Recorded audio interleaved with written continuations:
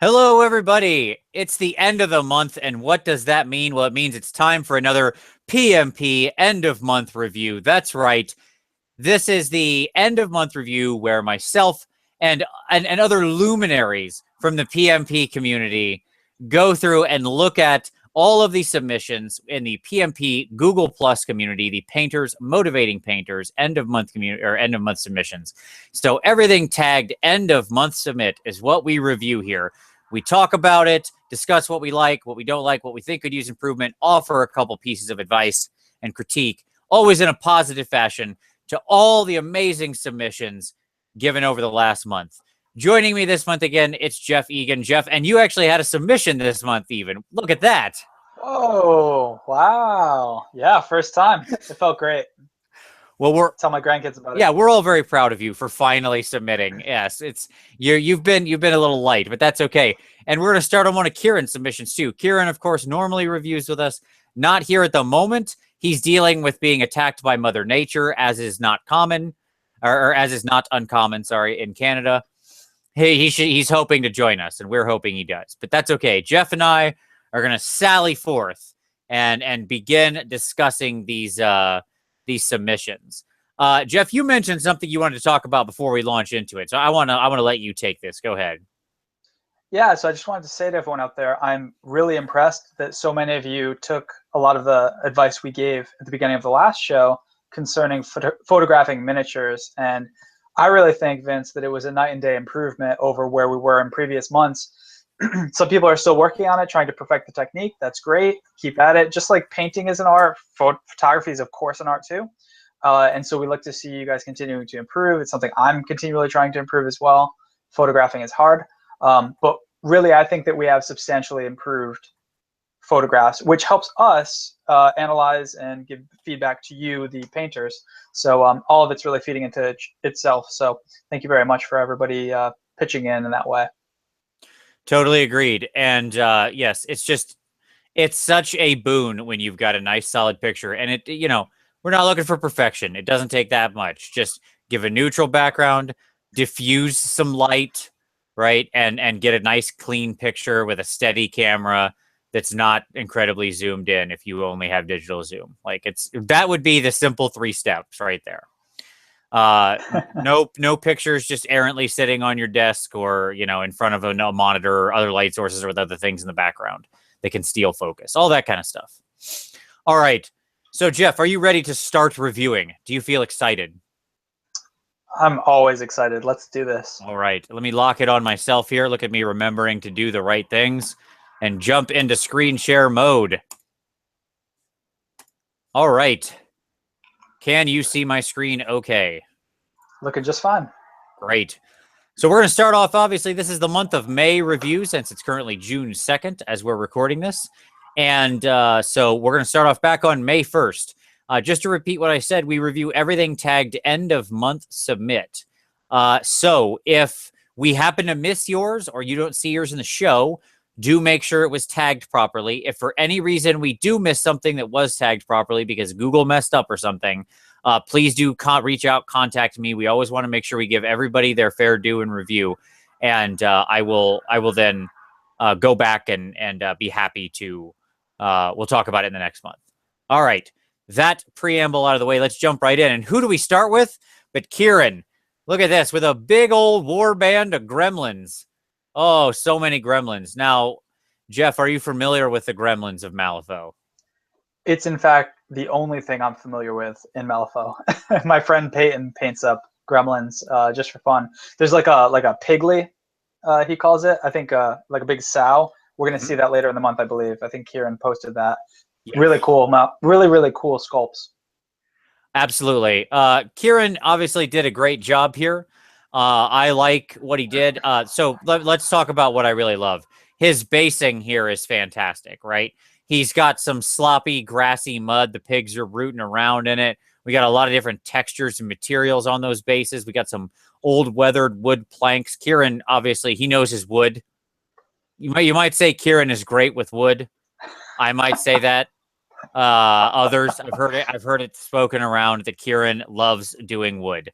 So You can just take that out of context however you wish. But specifically, this is really good. I love the skin tone he's done on the pigs here. He nailed a nice skin tone for the pigs. I think this the Pigapult one. You can see that they look very porcine. It's an unusual skin tone, right? The pig skin tone. It's almost like a deep, ruddy, very pinky flesh tone. But he didn't make them cartoonily pink. They really do feel.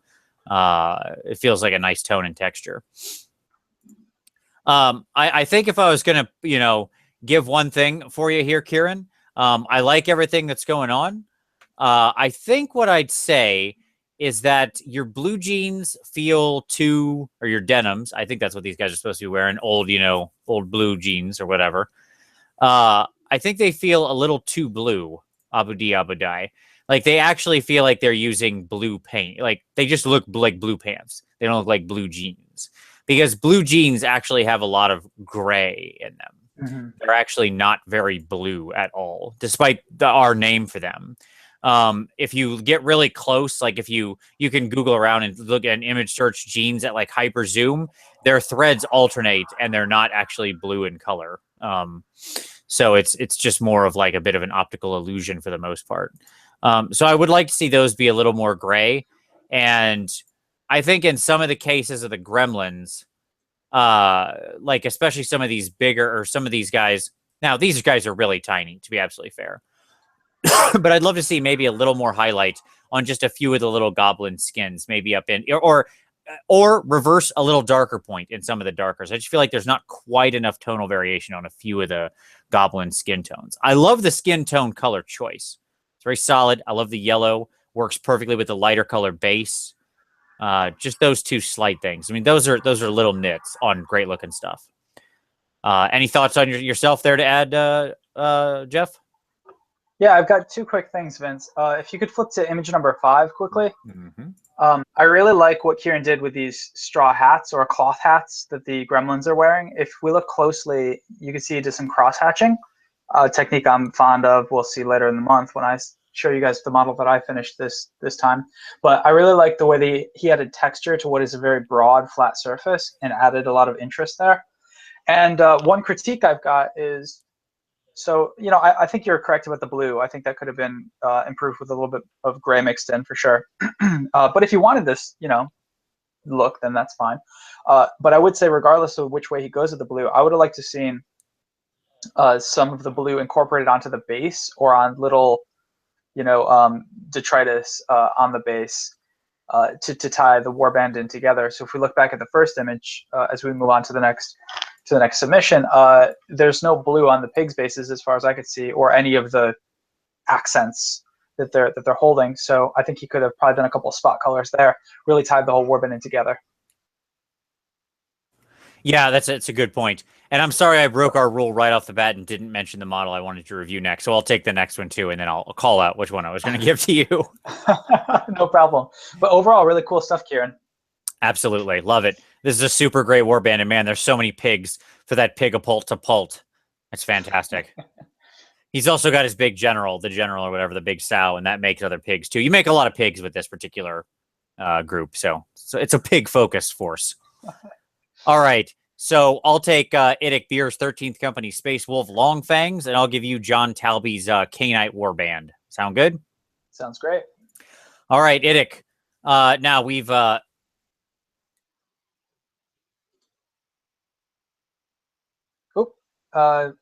Vince, are you still there? I can't quite hear you. Sorry, there we go. Okay, yes, we've seen Idic's submissions before with his Space Wolves that had spent some time in the warp and had to repair their gear with Slaneshi gear, I believe is his story. And Idic always, has just a luxurious amount of photos for every model. It's pretty crazy.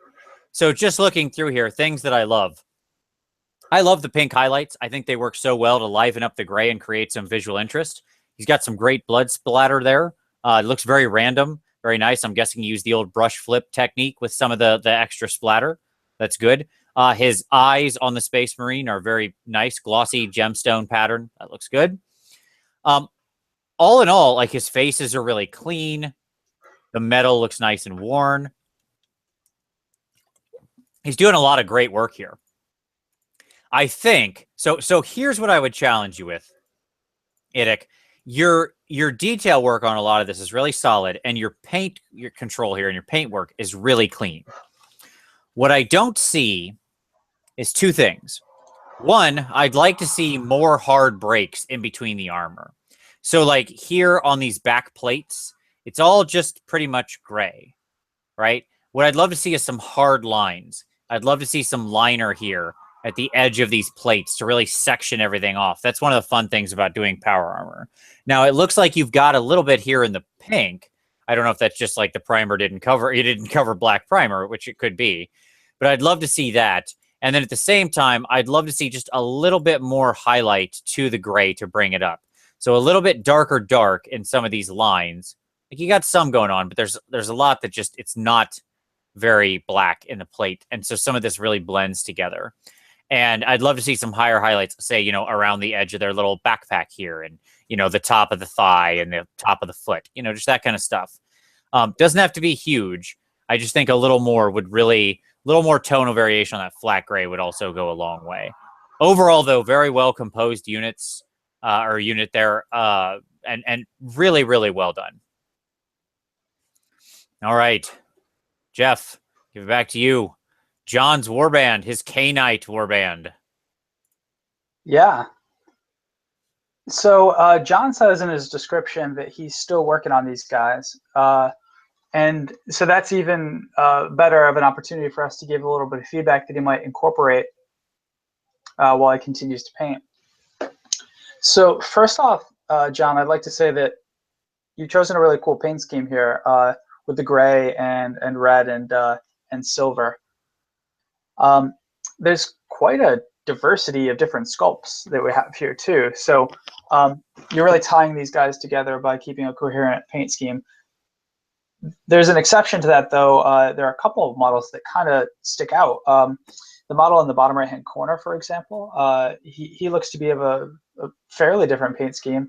And then there's a guy in purple in the back row in the middle who's also paint scheme. I'm curious as to why you've chosen to do that. The critique that I'd give, though, if I were analyzing this, is I'd like to see you be a little bit tighter on your highlighting on the cloth. So, for example, if we take the, it looks to me like an assassin. I don't know what the exact name is for the guy in the front row, who is, if we could flip to image 2 quickly. Yeah, the guy in the front row to the right. There you go. So on his cloak there, it looks like you've got a very thick light gray highlight on top of the darker or the medium tone gray. There, I'd like to see you use the edge of your brush and pull out the line highlight on the sharpest edge, because that highlight right at that edge should be really tight and neat. If it's larger the way that you've painted it on, quite give the correct effect for the way that light would hit that surface and the reflection it would give. So yeah, you'd probably want to tighten that up a little bit. You could also do a little bit more in giving depth to your flesh and making a smoother gradation between the deepest recesses and the edges. So those are two things I'd focus on if I were you, and perhaps those are things that you're still working on as you complete these guys. But overall, I think you've got a really cool start to this warband. Yeah, agreed. My only little note is you're putting down some nice rocks. Let's see some mud on these or something. Edge these out completely, John. Don't leave a little bit of plastic there. Come on now. We see that. Just gluing the rock down. That's not going to work for me. I need more. I can't have base showing. So you got to create an environment for me, John. All right. But I agree. Great. They look good and very distinct. All right. I'll take Skeleton Flowers, Gluttony. And why don't we have you take both of G Ambulance Services submissions? He's got 2 of them sort of right next to each other on the third there. Sound good? All right. Sure.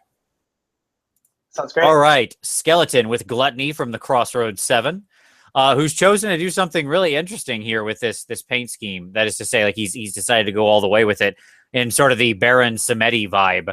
Not that this guy doesn't have that all the time, but doing the darker skin tone and then bringing it out with like the bones on the the clearly bone paint on top of him, Baron Samedi style. As usual in Skeleton's normal extremely bright color scheme. So what I'll say about this is, as usual, Skeleton, your style is unique and really shines through. I love the use of the bones that you sort of painted on him there. I would say I would love to see him on his back. Why doesn't he have it continue onto his back? Like, could he just not paint those? I guess, is that the idea, that like he couldn't reach his own back? I bet that's what you were thinking. But come on, this guy has somebody else do that for him. And my only other thought is, I like how this all works together, but I'm not sure that it color balances exactly right. Something feels slightly off to me. And if I try to put my finger on it, it's that I think the green-yellow balance of the snake versus the yellow of the pants is a little off. I think you were going for a more realistic snake, which is fine. But I think it might have served you to push that snake a little more into the yellow and kept the green as a little more of your recess color to more balance out the model. Again, I'm not saying strike the green or anything like that. It just feels like you never took the yellow quite high enough, and there's still a little too much green that then creates this sort of dissonance with the model. So that would be my only note back to you there on that. Other than that, as usual, very characterful, very nice work with the skin tone there, and the face looks great. Yeah, that dude looks so happy. Gluttony is just, he's thrilled. He's thrilled to play his drum with his little voodoo dolls. Good stuff. I've got a quick thing on this, Vince, before we move on. Hit me. So one other thing I think Skeleton Flower should do here is paint the center of the drum darker where it's being beaten. So if you look at drums, for example, I was just watching, for some ungodly reason, Mad Max Fury Road. What do you mean for some you mean because it's one of the most awesome movies of all time? Oh, it was terrible. You're absolutely get out of here. This is it. Absolutely. PmP review over. All right, that's it. We're done forever. No, it's fine. Continue. No, it just disgusted me. Anyhow, I like the original Mad Maxes too. So, okay, anyways, moving on. But for some reason, that jumps to mind because there was a drum in there, and I remember seeing the center of it was a lot darker, where it had been beaten a lot. And so that sort of thing sticks in my mind. I think that's something you'd want to do if you want to add another touch to this type of model, is think about the detail and the story of the model that you're trying to tell, and his drum wouldn't be that neat and clean on the surface of it. It would be a lot darker in the center, I think. That is a really good call. And as soon as you said it, I could picture it, right? We can all picture that like heavily played drum and what happens to it. So yeah, I love it. Good call. Okay. All right. Your turn there. You want to take so I'll start on this, the Herald of Nurgle for G Ambulance, and then we'll go to the Lord of Plagues or whatever. Sure, and there are actually like 4. So we might just keep cruising through. It's right beyond where we left off there. Okay. So, and they're all really the same style, so we could definitely take them together, I think. So here, G Ambulance Service has done a great job by photographing this with that consistent background that we were talking about, but it does look a little bit out of focus to my eyes. Well, it's not. It's like a soft focus. It reminds me of the show Moonlighting. I don't know if you're familiar with Bruce Willis and his early work, but they always did soft focus close-ups. But so something's a little foggy here. I don't know exactly how to fix that. I'm no expert in photography, but I'd look into that if I were you, because it looks a little bit off. But underneath that, we could see a really, really cool model. Here's an awesome conversion. I don't even know what bits you've used. There's clearly a Plague Bearer head, and that's the standard bearer for the Plague Bearers as well on top. But all the other stuff. Oh, you know what that is? It's a troll. Mm-hmm. There's a troll arm. It's a river troll. Yep. That's what it is. Okay, it took me a minute there. But then there are other parts that I can't quite identify. But either way, it looks really cool and very nurgly. Here, I really like your color composition. I think that you've got that disgusting fleshy color, green, a whitish, a pallid white, and then the metallics. I think that looks really cool. Same with your Lord of Plagues that you have later. Same with the Plague Monks that we're going to see in a couple of slides. One critique I have for you here is the metal, the way you've highlighted it. Vince has his own ideas about metal that are different from mine. And so he would have different advice for you, I'm sure, and how you'd highlight. But if you do want to keep this method, which is something I do sometimes, where you highlight up a darker metal with a silver, which is not technically correct, as Vince will point out.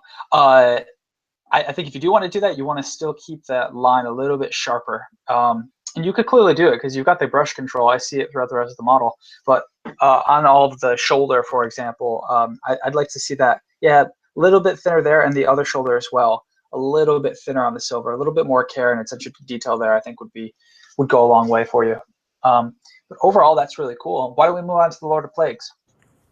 Sounds good. And it's the kind of thing where if you do over highlight it, if you get a little over excited with the with that highlight, you can always just go back to your original color and then just very carefully push up against it, right, to slowly thin it out.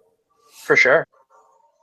Yeah. And so see how he's highlighted up the shoulder pad on this guy? That's what you want to do with the silver. Just a little bit crisper, just like this is. And again, I mean, I'm kind of running out of things to say here. I love the paint scheme. I like the technical quality of the painting.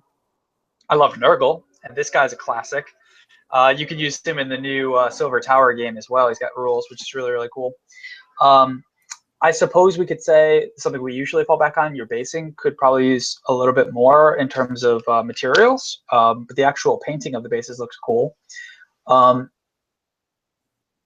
But overall, I really like the rust effects. I like the dripping purple slime. That could, of course, be gloss varnished, but, there's still time. Come back to it, slather it up. I don't disagree with it in this case. This is the right, dripping intestines are the right use of gloss varnish. Many right uses, yes, correct. The other two being gemstone and giant eyeballs, but yes, go ahead, continue. Sure, yeah. No, overall, this is really cool, man. Why don't we move on to, he's got a soul grinder and plague monks that are just right beyond where we left off. Oh yeah, sure, absolutely. I'll go to the plague monks. Cool. Yeah, so here, similar paint scheme, similar techniques. Maybe we should just, there's only one image of this. Okay, so we'll just linger on this for a moment. Here again, it's kind of hard to see with the photograph, but overall, it's looking pretty good. What to say? I feel like my one thought on this is I feel like the green needs some kind of variation, and if you don't want to go too bright of highlights because you're like, well, they're Nurgle, they're dirty, I don't want a lot of highlights. That's fine. Then go the opposite direction. Darken up your recesses. Add some dirt around in the green, like some more heavier. Not just slather on a wash. Do some targeted pigment or targeted drops, of a wash, and so that to make it look like stained or near the lower edges. Have a mud stain, that kind of thing. Yeah, I guess one other thing to say too, Vince, is the wood on the banner could be, you could paint a little bit if you want to push yourself. You could paint a little bit of wood grain. Which is another next level painting technique that I think you could strive to achieve, because you've got the brush control to do that sort of thing. Why not give it a shot? Yep. All right. Shall we talk about the soul grinder?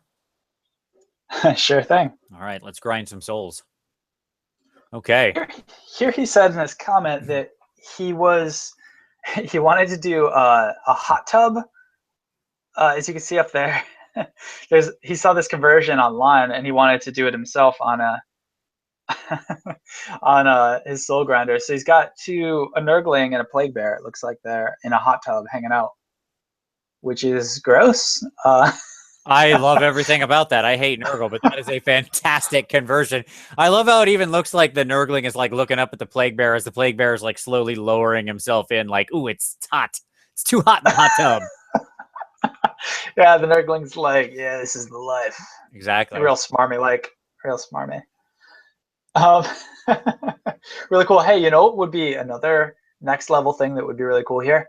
So then this hot tub, right? And it looks like the Plague Bear on the right's just gotten into it.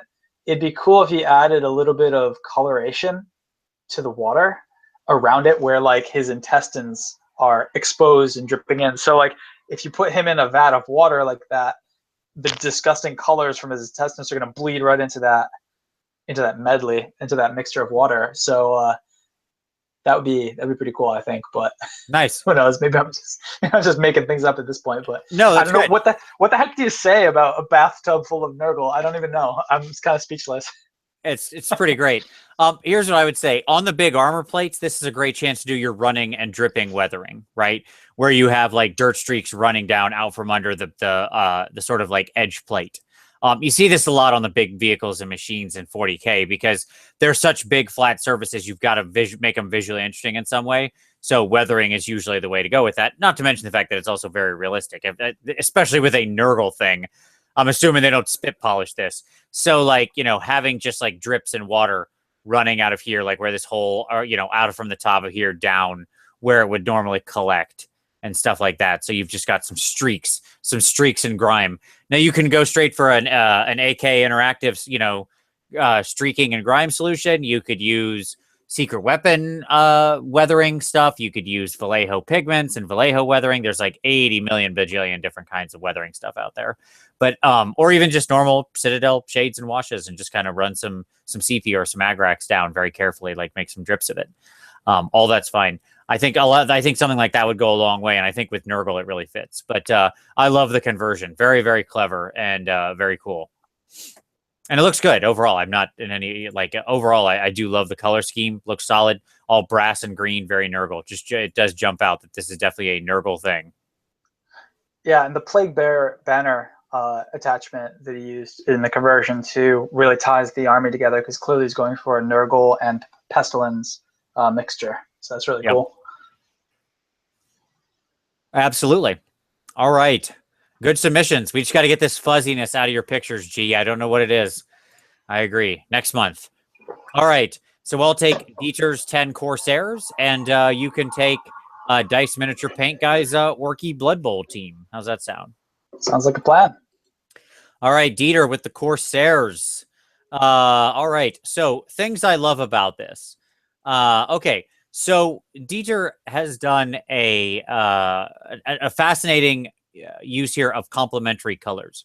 So blue is directly opposed by orange. And the funny thing about leather is that, especially this type of leather he has used, is that it has orange-ish tones in it. It is very similar to orange.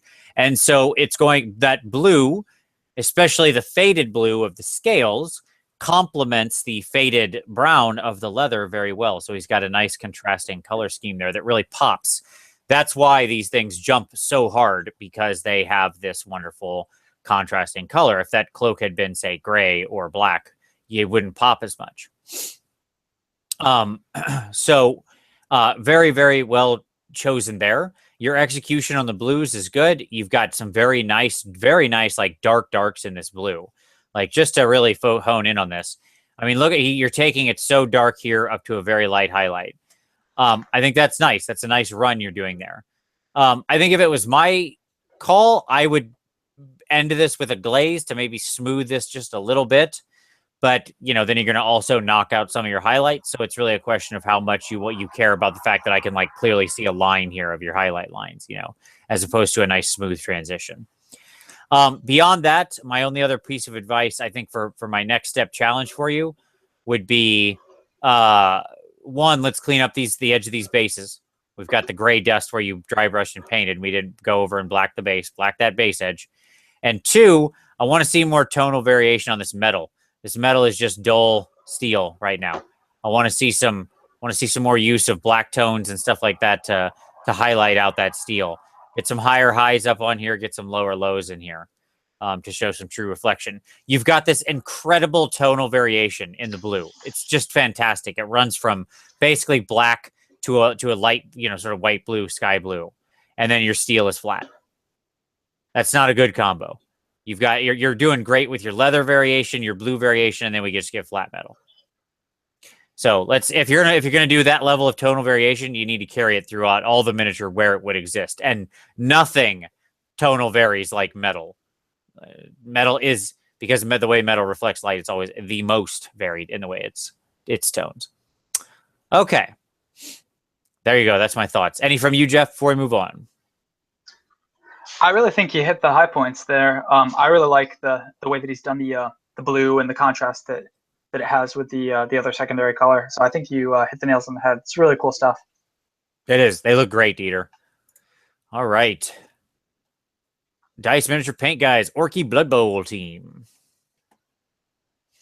Yeah, so he must be really excited for the new Blood Bowl that's coming out at the end of the year or early next year, depending on how quickly they get that out to us. Really excited about it. These look really cool. I like the classic Evil Sunz kind of paint scheme. I like the conversions themselves. He's converting up his own plastic Blood Bowl guys out of the regular orc bits, and some black orcs here as well. So strong color scheme. And he's got, silver that's painted with red and then weathering away. So you can see the silver exposed there. That's a really cool effect. So overall, I really like it. I like the attention to detail and the lines on the field. That's a classic Blood Bowl trick to give a little bit more of an impression that these guys are actually fighting on a pitch. Awesome stuff. If I had to give you one critique, Dice Miniature Paint Guy, it would be, and there's an ogre head. I know that. It's a chaos ogre head right there. Oh, it's an ogre. Okay, that's, is it an orc? It's green. Must be an orc. So my one critique for you, though, is I think your green could look a little bit stronger in terms of the way that you paint the color there. To my eye, the green looks a little bit washed out in places. It's as if you you used a white undercoat and then didn't quite get full coverage, or you were highlighting up using a lot of white. My personal preference for painting green is to highlight it up with yellow, or at the very least bleach bone type yellowish color, which is kind of off-white. Those two allow you to keep the color in the skin and stop it from getting a little bleached out. So I'd say that's one thing you might want to try. I'm wondering, is it the case that you're using white undercoat and then it's not quite covering as vibrantly as it might, or is it the color progression you're choosing as you highlight it up? I think it's one of the two. So I think that that's something you could think about moving forward if you continue to paint orcs. But overall, I think that you've got a really cool start to a Blood Bowl team here, and I'm excited to see that you've brought this this paint scheme and this conversion all the way through an entire team. Yeah, I think for me, my answer would be, maybe look at like a green glaze as your last step. I think could go a long way in smoothing out a lot of those transitions. That's that could definitely bring it back. Yeah. All right. Moving on. Let's see. I think this is the same thing. He added some mushrooms to his team and he's got some numbers on there. So there you go. How he made the mushrooms. Very cool. Very nice conversions there. I like seeing people kit bash like that. So if anybody wants to see how to, hand make some mushrooms, you can take a look at that post. Very cool. Okay. So I'll take both of Paul Conti's items here. Okay. His two free people submissions. And why don't you take Merrick's Knight Cerator? How's that sound? Sounds great. All right. All right, Paul, let's get into it. Here we go. So we've got the big Collegiate Arcanum here ready to go. And all these wizards. Look at all this magical power. Just a crazy amount of magical power. All right. So let's talk about the painting. I like your conversions. You've got a few going on here and kind of like what's, what you're doing, what this Griffin is sort of balancing off of, and your conversion of using the Amber Wizard on top of Eltharian's Griffin. This Griffin ends up in all the Griffin conversions because there's like a million of them out there. Sure. All right. So my thoughts are, let's kind of scan through these so we can see some individual images. All right. So on this guy, you've got some good stuff going on with the wizard. I like how he's looking. My pushback is going to be that bird is a flat. It's a flat bird. You went brown, you went wash, you went done, right? Or something like you had some highlight, you washed it down, you're done. What I need to see with these wings are an amazing opportunity to luxuriate time and effort. But just to, some dry brushing around the edge and then another wash to smooth it out. And then a little bit more dry brushing around the edge, then a wash to smooth it out. And you would be amazed what you can achieve with just the reapplication of extremely simple techniques over and over again.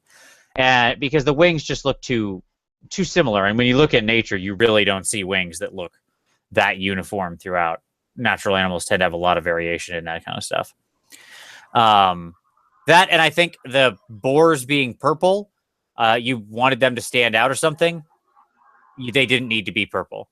You suddenly introduced this random new bright color with no balance on the rest of the model. So it just sticks out like a sore thumb. Like when I look at this from a distance, what I see is giant purple boars, and I don't see anything else. I don't look at your wizard or your griffin, and that is clearly not where my eye should be drawn.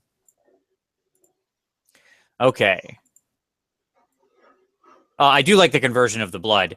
It needs to be running down some as opposed to just kind of scattered around. Here is a better example of balancing out your colors. You wanted to use this bright aquamarine, and you put it on his glasses and the balls and stuff like that. What I'd love to see is some gloss varnish. That's just for Jeff on the balls, as well as some tonal variation, like get some darkness up top in the ball or have some swirling of the lighter color. You know, use like a turquoise and then swirl this lighter color in these balls. Same with doing the eyeglasses, have them be darker, come down to light. It's all just like gem painting. And if you don't know how to paint a gem, Google painting gems in YouTube, or you search on YouTube for painting gems. And I guarantee you'll get 1,000 results because it is actually a super simple technique. And I have full faith in you that you can do it. I know you can, Paul. So Paul, if you're following along, the summary is Kieran likes wood, Vince likes swirling balls.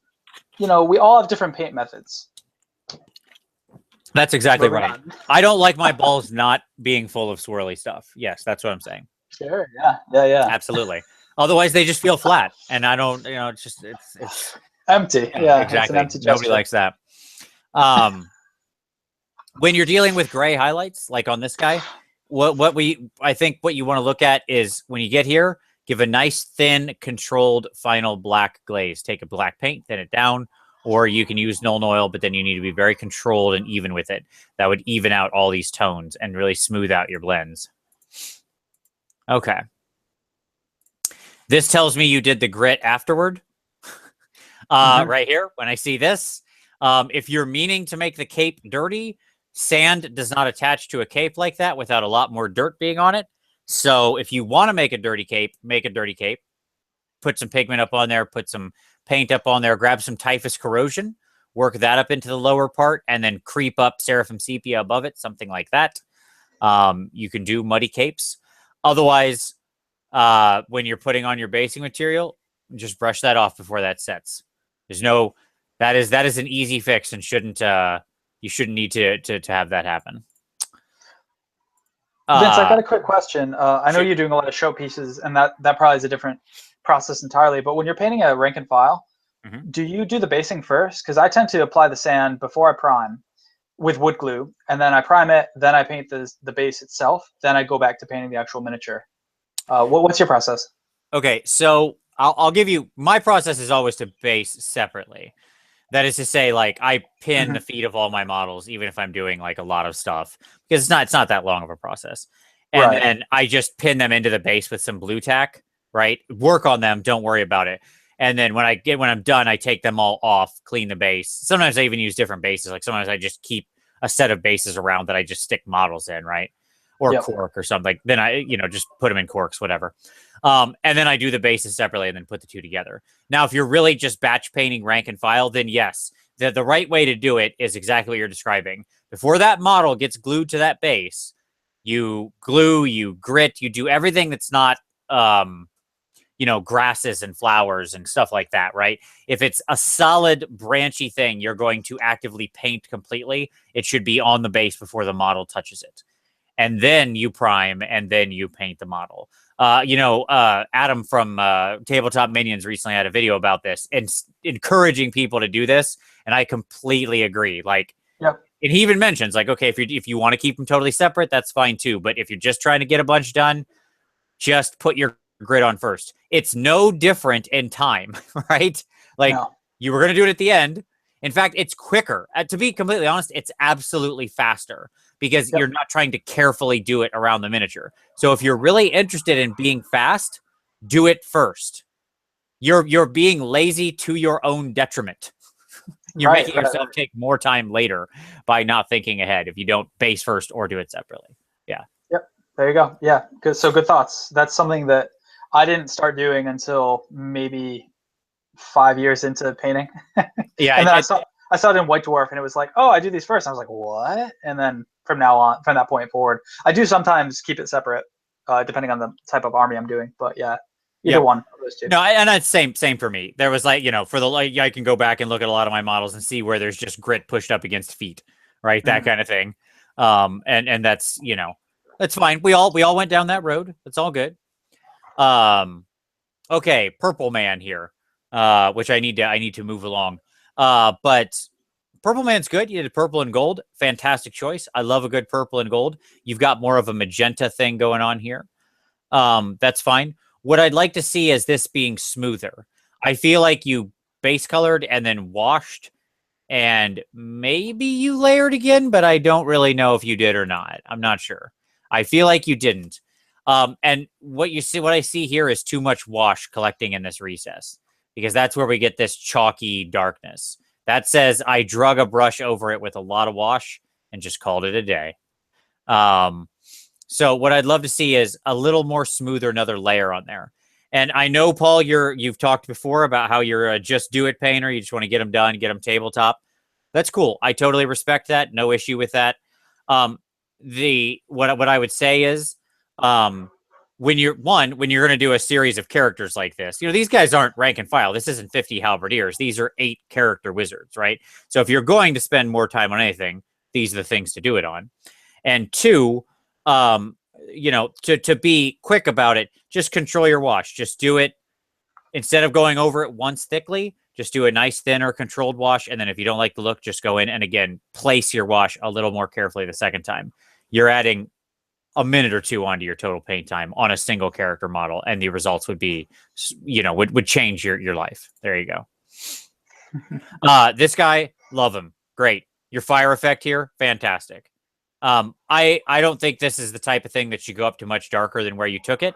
If I was going to give any one thing, it's that you should trace a little more orange down into the yellow here along the ridges. So where you would normally highlight, if this were to not be fire, you should low light with just a little orange reaching down to make this feel like this only the center is hot. Your center will look hotter if the darker color goes deeper. But other than that, I very much like your color choice here. The black and orange is super sweet. I like this guy a lot. Too much wash on your white to make that's too dirty. Lighten that up. You don't need that much wash to create that much variation on white. Just touching white with wash stains the color immediately. And if your answer is, well, I was trying to make it look really dirty, that's fine. That's not what it looks like. That looks like you made a bunch of wash in the deep recesses. Dirty goes evenly. Dirty doesn't follow highlight ridge lines, right? Like dirt would soak up evenly. So it should be placed across like this. It shouldn't be going like that. Like dirt would travel horizontally. So that's my thought there. And same thing with the feathers. I'd love to see just a quick dry brush highlight, something like that on the feathers to make him pop out. Those are bird feathers. All right. So many guys. And then finally your knight.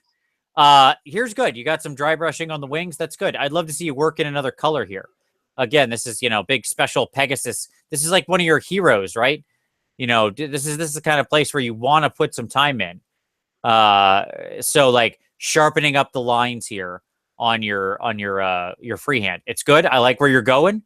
You're mixing up these colors. You're doing some freehand colors, and patterns here. Love it. You're going the right way, man. But like, I need to see some more. I need to just see this sharpened up, and probably, like a little more variation in the metal, in the silver. Like maybe the hilt could be gold to break that up, because he looks like a statue right now. Because this is all 2-1 color. You got a gray horse with gray, and then you've got the red and blue, right? And the problem is, just this little hilt being gold, you would be amazed how different it made the model look. If the hilt was gold, the headpiece was gold, tip of the spear, little few touches like that. And this model would really pop to life. So just the littlest things. So there you go, Paul. But great work overall. Huge submission there. Just really filling out that Free People's Force. All right. I went on too long. I know. I'm sorry. Okay. Flip it back over to you, Jeff. All good advice. And one last thing on Paul. Paul, we got to get a game. He lives in my state. There's just no reason why we shouldn't be playing some Age of Sigmar. I've been really busy, but I'm going to email you. We will get a game, I promise. Cool. So moving on to Merrick.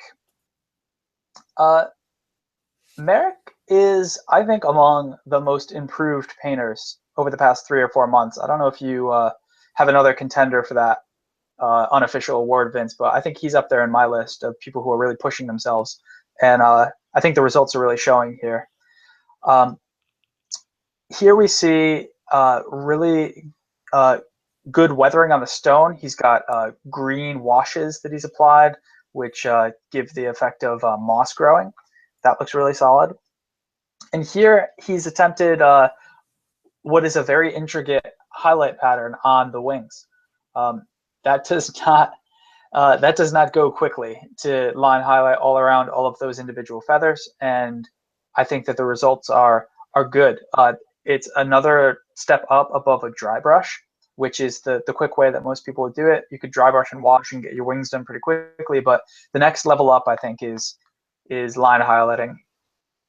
To push you a little further, Merrick, on that topic, is sharpening up those lines, getting a finer point on that brush, and working on your brush control to the point where you can paint those lines really crisply. But overall, I think it looks solid, and I think that's a really good technique that you're using there.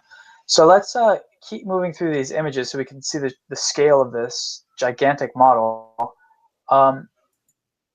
There are 3 sets of 2 wings on this. Is this a comic book character? I know it is like comic book characters, but I don't know comic books at all. Is this someone I should know, Vince? No, I think this is just his Knight Venator conversion with his Lizardmen. I mean, I'm sure he's always inspired by various comic book characters, but, this is just the Knight Venator converted over to be a Lizardman with some amazing wings. Gotcha. Okay, so it's just, it's his own outlandish creature he's created. Yes, this is his Frankenstein's masterpiece, not monster. Right. Cool. So overall, what else to say? I think that the metal is looking pretty solid. When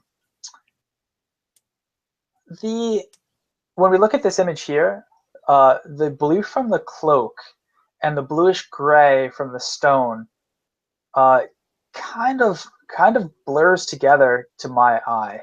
And if it's a character that you're looking to kind of blend into the environment, then that works just fine. But I might have used a slightly different color either on the rock or on the blue cloak to differentiate that a little bit more. But overall, I'm just trying to give you a couple of pieces of advice, Merrick, to think about in future painting endeavors. But overall, I think you're progressing really nicely, and it's great to see your work continue to improve across the months here. Absolutely, and that's the most just ridiculous set of wings. It's fantastic. I love it. All right. Okay. Let's see.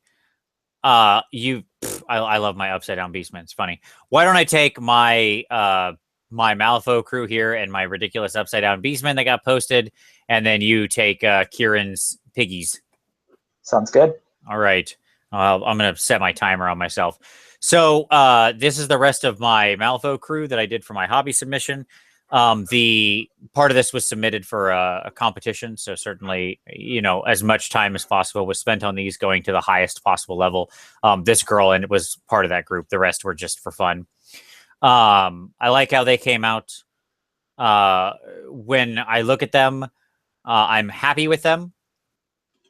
I think that overall, I wish I had done some moss, maybe, or something else under this wood on the base where it split the wood from the mud. Maybe some sticky, strandy mud, something like that. Little gloss varnish should have been laid under there to make the mud more slick. That would have been a nice touch. I think that overall, I'm pretty happy with this. I don't know if I have a picture where it really shows it.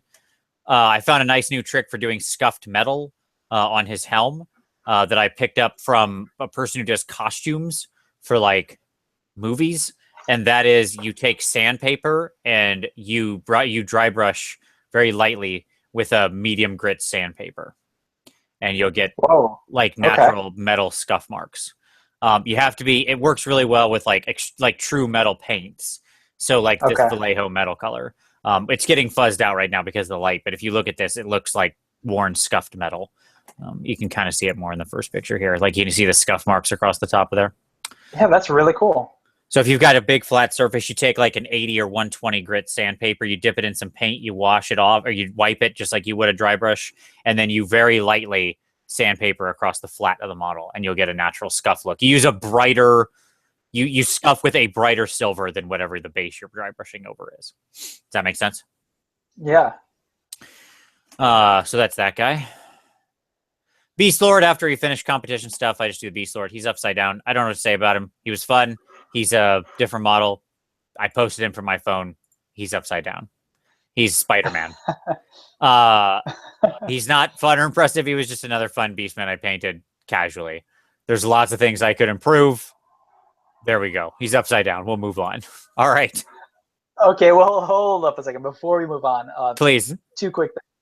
One, on the 10 Thunders, yes. You failed to mention that the freehand that you did on that second image. Can we dwell on that for just 1 second? Sure. I thought that was really solid. Yeah, there's obviously always way too hard on himself. Sure, that I'm happy with how those flowers came out. There is 7 different colors in that flower. There you go. And each one of those flowers, even the tiny ones. That's awesome. So. Yeah, looking really good. And the second thing I want to say, Vince, is there is at least one piece that's been submitted this month that you won an award for. Is that correct? Yeah, the Malifaux girls got first place in their category. Yes. There we go. Okay, so something to mention. Yes. You're too modest. Well, I didn't have the show to like talk about me, so it's all right. Like no, yeah, but the rule is when one of us who's commentating for 4 hours every month wins a painting award, we say something about it. Gotcha. Well, I appreciate that. Yes, I took first place. They took first place in their category, and the thing I submitted last month, which was Alone in the Dark, the girl alone in the cavern, the one that you had given me some advice on, she took second place overall in the competition. So yeah, you're welcome. By the way, I full credit to you. Just kidding. So really cool stuff. Congratulations, Ben. Thank you very much. All righty. Let's go to the pigs. It's all you, the general. Piggly Wiggly, as I like to call him or her. I don't have a huge amount in addition to say about Kieran stuff, given that we kind of commented on the other parts of the warband already and gave our thoughts on it. I will say that there's one aspect of this pig that I absolutely love. We could see it on the first image, but also I think on the third. Yeah, the third really shows it nicely. It's the eyes of the pig. If you could zoom in a little bit there, so you could see the 2 eyes and how it's just staring at you, and the way that it was sculpted by the Malifaux sculptors is really fantastic. That pig looks pissed. It looks like it wants to eat you, and it's also upset that it has to even go through the effort of eating you. And I think that the eyes that he painted on there really tell that story. And of course, the Delft that he used on the teapot, the bluish. It's so good. It's so good. Isn't that cool? Teapot is amazing. I love everything about the China pattern on the teapot. Yeah, that's really cool. So good. So Kieran's done some really good stuff here, and he's got a lot to be proud of with this warband. I think that it came out really, really well. I agree. Full mention to the little bottles that look very nice in glass, the green glass bottles in the back of his thing too. Oh nice, yeah, true. All right. Yes, great stuff. And I agree. The eyes, the trick of those eyes is having the white underneath, right? So he moved the pupil up, and it gave that angry look because the low angled brow. It's genius. All right. Okay, moving on. Let's see. So why don't I take Drunken Deers, 40K Orc stuff, and you can take Dice Miniature Paint Guys, a Bloodbowl Lizardman team. Cool. All right. 40K Orc stuff. All right. I'm not sure what here is so yes. So we got some stuff in different, I think, points of progression. I know it's all submits, but I'm not sure if all of it is really truly submit or not, but we'll just assume it is. It looks like some pieces weren't completely done. I like how ramshackle a lot of your stuff looks. It's looking really good. I think that my advice would be the same as that I gave to earlier on similar stuff like this, is that I'd like to see some more weathering in your metal. Like this blue, especially Orkey stuff. Orkey stuff, just bang it up. You know, it should have some rust. It should have some weathering. Should never be this fresh. The orcs are not known for taking good care. So really just jump into it and just bang it all up. That's what I say. There's a lot of orc boys. My goodness, so many orc boys. Look at them all. Goodness. Jeez. And we got the big, I don't remember what this guy is. Mech Doc, Psych Doc, something. Probably something to do with weird, Doc, or Mech in some combination. I believe it's a big mech. I'll buy that. And then I do love the monster truck. I don't know if that's actually a thing that's real, or if you bought a toy truck, as many people are prone to do, and went nuts converting it. Either way, I love this to no end. I love big, ridiculous orc truck conversions. It's one of my favorite things in all of 40K are crazy orc truck conversions. And here again, I love that you just threw some letters and like some spray paint on here. Great. Perfect. Wonderful. That's exactly what we need to see. I need to see some more like rusting and stuff in that steel or pitted metal around the tires. You know, with these tires, did they just buy this off the lot? Like, I want to see some dirt etched in here, some pigment, you know, some all that different stuff. These tires got to be, these orcs go mudding on the weekend. That's all I'm saying. But overall, it looks great. And man, you did a lot. Like, this is a huge amount of orcs. This can't be all 1 month, right? Is this all 1 month? I mean, if you did this all in 1 month, you deserve like several high fives.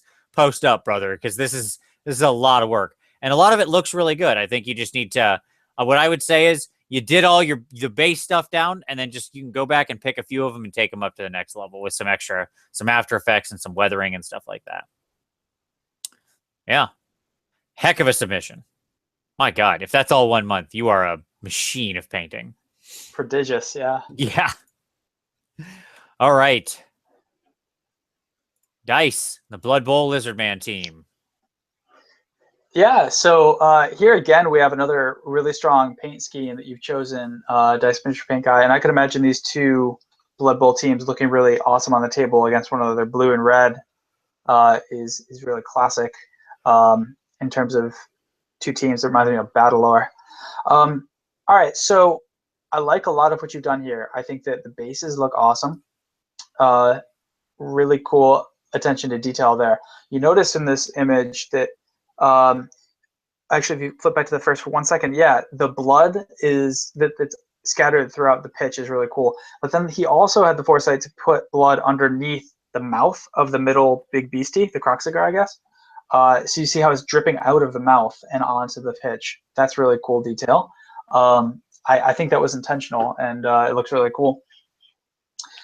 So as you peruse through, Vince, you can see I'd give you the similar critique that I gave you previously concerning the orcs. The flesh, to my eye, does look a little bit bleached out and less vibrant. It's possible that you were going for that look. You wanted more of a pastel kind of thing, and that's totally cool if that's what you're going for. But I personally might have highlighted it up a bit more and kept it a little bit more vibrant. It looks to me like you definitely did the white color with a wash. I think that's what you did on the orc skin too. So that's why they look very similar. What else to say? Paint scheme, blue, yellow, and red totally works well. If we skip to, I think it's the third or fourth. Yeah, this image right here, fourth. Yeah. One other critique I'd give you, it's not even really a critique. It's more of a way to push you a little bit further.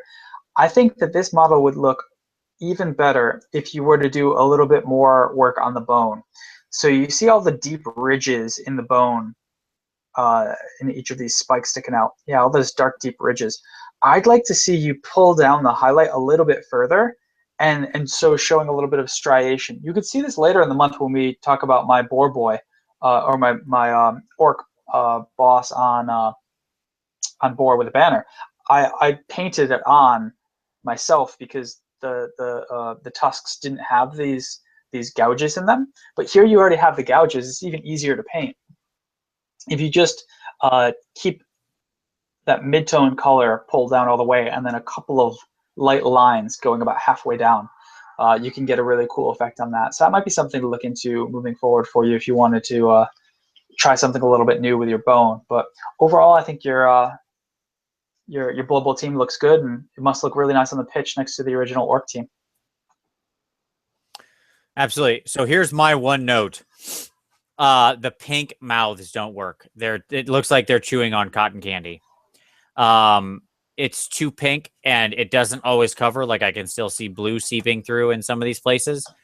The mouth, inside the mouth should generally be darker and not be a focal point of attraction, unless there's a tongue sticking out. That pink is so pink, it's so like candy bubblegum pink, that it just immediately snaps your attention and breaks up how your eyes would move across the model. If I would whack those hard with like a Carrienberg Crimson and then a Druchii Violet, just let it get down in there, darken it up, then you'll get to exactly the right tone. So Vince, to make your point, compare it to that Kroxigor in the middle in the first image. Or if you go to the first image, you can see the Kroxigor next to the Skinks. So when we look at the Kroxigor's mouth, it doesn't demand our attention immediately, though we're drawn there eventually because it's interesting. But the Skink's mouths do definitely take your attention right away. So there's what Vince is talking about. With the darker mouth, it looks a lot more harmonious with the rest of the model. Yep. All right. Okay, so let's see. I'll take I'll tell you what. We'll take G Ambulance Service. Whenever we have lots of models along the same thing, we'll just both take a quick look at it here, then we'll move on. Because we've already done a lot of G's Nurgle stuff, and most of the same stuff we said is going to be true. Again, good work on the flesh tone. I like the striation work on the edge of the armor. I think that really shines here. And I like the base. This is now we've got a base going on. Yeah, that's right. Yeah, here we've got some great visual interest.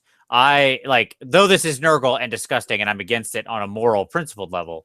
I do love very much what you've got going on here as far as the way you put this together and painted it. So to recap, disgusted by Nurgle, not disgusted by the pasty white people in Mad Max Fury Road, who are absolutely disgusting. So perfectly consistent, Vince Venturella. They're not diseased; they're shiny. Okay. All right. Okay. All right. Any other thoughts? You gave a lot of good thoughts before, so I just want I know you. Yeah. So just real quick before we move on, I like this model as well. Do you notice the purple that he's got in the recesses of the face on the Plague Bearer? So he's got that pallid color, and then it goes into a purple at its deepest recesses. At least that's how it looks from my screen. But I think that's a really cool touch. Agreed. Absolutely agreed. And that's that darker purple mouth color too, that I was commenting on. You can see how it doesn't jump out too much, fades in, sits where it's supposed to. That's right. All righty. So why don't we do this? I'll take Rory Cyrils, the first of many Qatari Rangers, and then you can take Merrick's next submission, which is just over the top. So I can't wait to see you comment on this one. All right. Okay. His grappling hook, Batman Lizard Man. All right.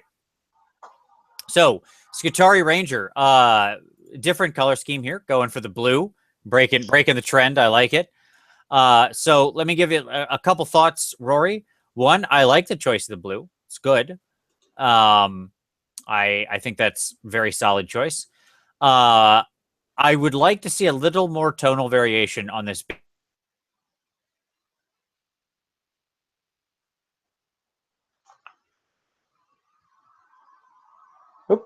Vince, can you hear me there? This blue here is more or less the same color as this blue here. I'd love to see this get darker and this get lighter. Same with the red, same with the steel, kind of everything. I'd like to see some more tonal variation in there. Same even with the base.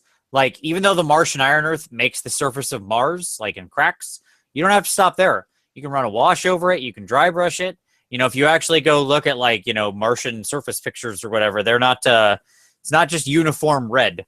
There's a lot going on there. Now, I want to give you full credit, Rory, because this is a fantastic picture, and you are doing the exact thing we said from last month. You lined it up, you used the book to present a nice, colorful image to present the backdrop to, which contrasts perfectly against the blue.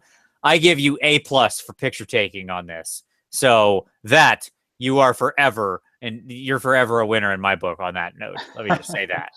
Here. Yeah, you've got a great paint scheme here. Your paint control is excellent.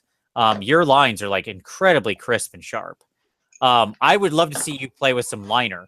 And what I mean by that is, see how this is like actually buried in his cloak? I'd love to see this get lined. Like just a thin, dark line running here to actually separate it.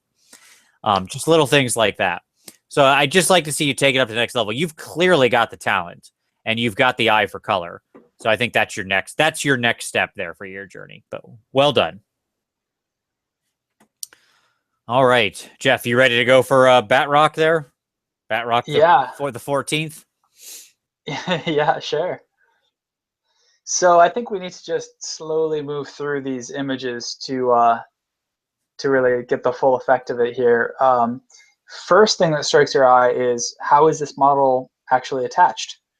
And then after a minute of staring at it, you're like, oh, okay, it's attached by these like cables that he's got. Really, really cool effect. I've never seen that done before. Of course, I've never seen a Lizard Man comic book version either, besides the others that you've done. So first time for everything, I guess.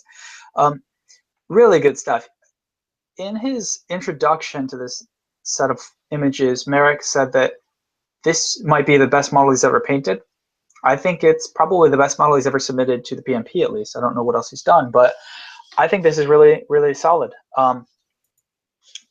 Innovative idea for the conversion. He does a good job of evoking the shadowy black color, but at the same time not making it totally flat. He's still got all his highlights in there on the cloak and so on. And it really makes the yellow pop, given that the black is so dark. And the gold color also pops for the same reasons. He's also continued to take the advice that we gave him several times previously concerning painting rocks. I see a lot of weathering and variation on these stones. That adds a lot of interest. Overall, I think this is really solid. The only thing I could say is by way of a critique is similar to what I said previously, a little bit more brush control, continuing to practice those techniques, sharpening up your highlights, that sort of stuff still applies. But overall, I think that this is really, really good. Agreed. The narrative of the piece is amazing, and that it looks like he's shooting that thing up to catch that top rock. It's so freaking fantastic. It's just amazing. It's really cool. Oh, and also I love the fact that he went full Vince Vinderella. Like, his thing is so big, and he made a light box for it, but then it couldn't quite fit. Yeah. Because like you and Archeon, like, has to be so big. Oh my God, that was yeah. Things like that size are ridiculous to try to photograph. You got to make a light room. Yeah, exactly. Well done, Merrick. This is truly impressive. Yeah, really good stuff. Okay. All right. So why don't I take Victor's second unit of Judicators, and you take Tom Stevens' Festus. Festus for the rest of us. Sure. All right, Victor. So we're 24 units into this army. It's still amazing. We were out of things to say about it. Go watch Victor's channel. There you go. Subscribe to Victor if you haven't already. What are you doing? He's about to celebrate his 3rd year on YouTube. If you want to paint like Victor, go watch his channel. The man puts up hobby tutorials like it's his job. Overall, great work as usual on all this. I feel like you didn't take the white highlights up quite as high on these. I'm curious as to whether that was intentional or not. So that would be my only thought. I would have loved to see you glaze in a little more of the white. I know the wet palette is working for you, helping you smooth some things out. That's good.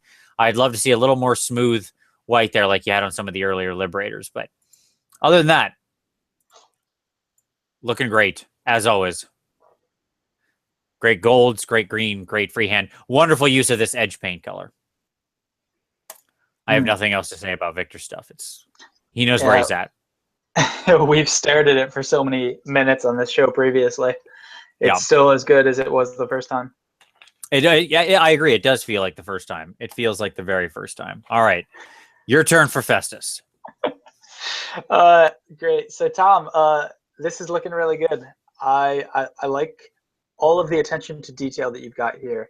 I like that the soon-to-be ground up body parts are glossy. I think that's cool. I like the straw sticking up from the base that is also muddy at the bottom. I think that's really cool, as is the tufts. I like the way you've highlighted up the glass, though I think the highlight on that could be a little bit sharper and would do a little bit more. That's one thing that you really have to nail when you're doing highlights on glass. You really want to make a really sharp highlight to capture that effect. It's a hard effect to get. But overall, I think this is really cool. I personally probably wouldn't have gone with the green color for the skin, that deep green that you've done. I would have probably gone for something a little bit more sickly. And this vibrant green, he looks kind of orky to my mind. But it's a stylistic choice that you made for this, and you have your reasons for doing that. I also really enjoy the way that you've picked out all of the detail throughout this model. So if we look at Festus's staff in the upper right-hand corner of that image, we could see all those little feathers and bits and bobs that you picked out, and you chose different colors to do that. They're not so different that it ruins the cohesion of the model, but they're different enough to differentiate all that detail, which is really cool. And then if we could spend a moment on that last image, Vince, I know you were there a moment ago, but that third image, we could see how he looks in the lineup here, and we could just admire for a moment the full scope of this army as it's progressed over the past few months. It's really coming together as a force, and it looks really solid as a group. Agreed. We've watched many of these submitted. It's looking great. I think one of the things that could help to counterbalance that green skin is if you had made the pustules like a bright yellow or a red with a yellow sort of, solid pus layer on top. Something like that would make it really stand out. And probably break up the green, the solid orky green of the skin. He could do it to match the color of the straw sticking up as well if he wanted to. That would tie it in even better with the base. So, yeah, something really sickly and pallid would do there. Some yellowish color. Yep. Jaundiced? Is that the word? Jaundiced, yes, that is the word. Sure. All right. Moving on. Okay. How about I take Robert Cresom's French and Indian War minis, and you take Skeleton's Lust, which I truly love. Such a great miniature. I also love the concept of Lust. All right. So let's take a look here. These are Rogers Rangers, 1757. Nice. As we've commented, historical minis are a lot different. Scale tends to be smaller, different detail, different style of painting. And Robert continues to do a great job with all these historicals. Oftentimes your color choices are somewhat made for you because you're trying to match a particular regimental style of a particular army in a certain time period. I think these are very well done. Robert, as usual, has a very hard, he's got that standard hard line style of the historicals, and he executes on it so well with, and what I mean by that is you can look at the sharp lines and the sharp differences in separating the various, sort of elements of the miniature. And I think he just does really well with it. Historicals are such a unique and challenging, range of minis to paint for so many reasons. And I think Robert really nails these. They look great. Really cool. Yeah, exactly. I think whether you're doing a single historical figure or you get into a unit, I would challenge everybody to think about picking up a true historical mini and trying to paint it in the sort of style of a historical miniature. More natural colors, no bright dyes and that kind of thing, like pinks and purples and the sort of outlandish fantasy colors. It's a really, really interesting challenge to work through historicals and to make them still look visually interesting. It's a unique skill set, and I think Rob definitely has it here. It's a great looking unit. All right. Lust. Yeah. So speaking of fantasy colors. Yeah, this fits the bill for that. So Skeleton Flowers work is always some of my favorites to see every month in the PmP, and this doesn't let down. That's for sure. He said in his intro that he wanted the pink to be the star of this model, and it certainly is. Couple things to point out. Notice the way that you can basically paint a triangle on this model of pink, and that does great things for the balance of the model. He's got that color all over the place, and it really works well as a composition. One other thing to notice here, each of the colors looks like it's been highlighted up with a whitish gray color. And what that does is it makes the entire set of colors used on the model cohere really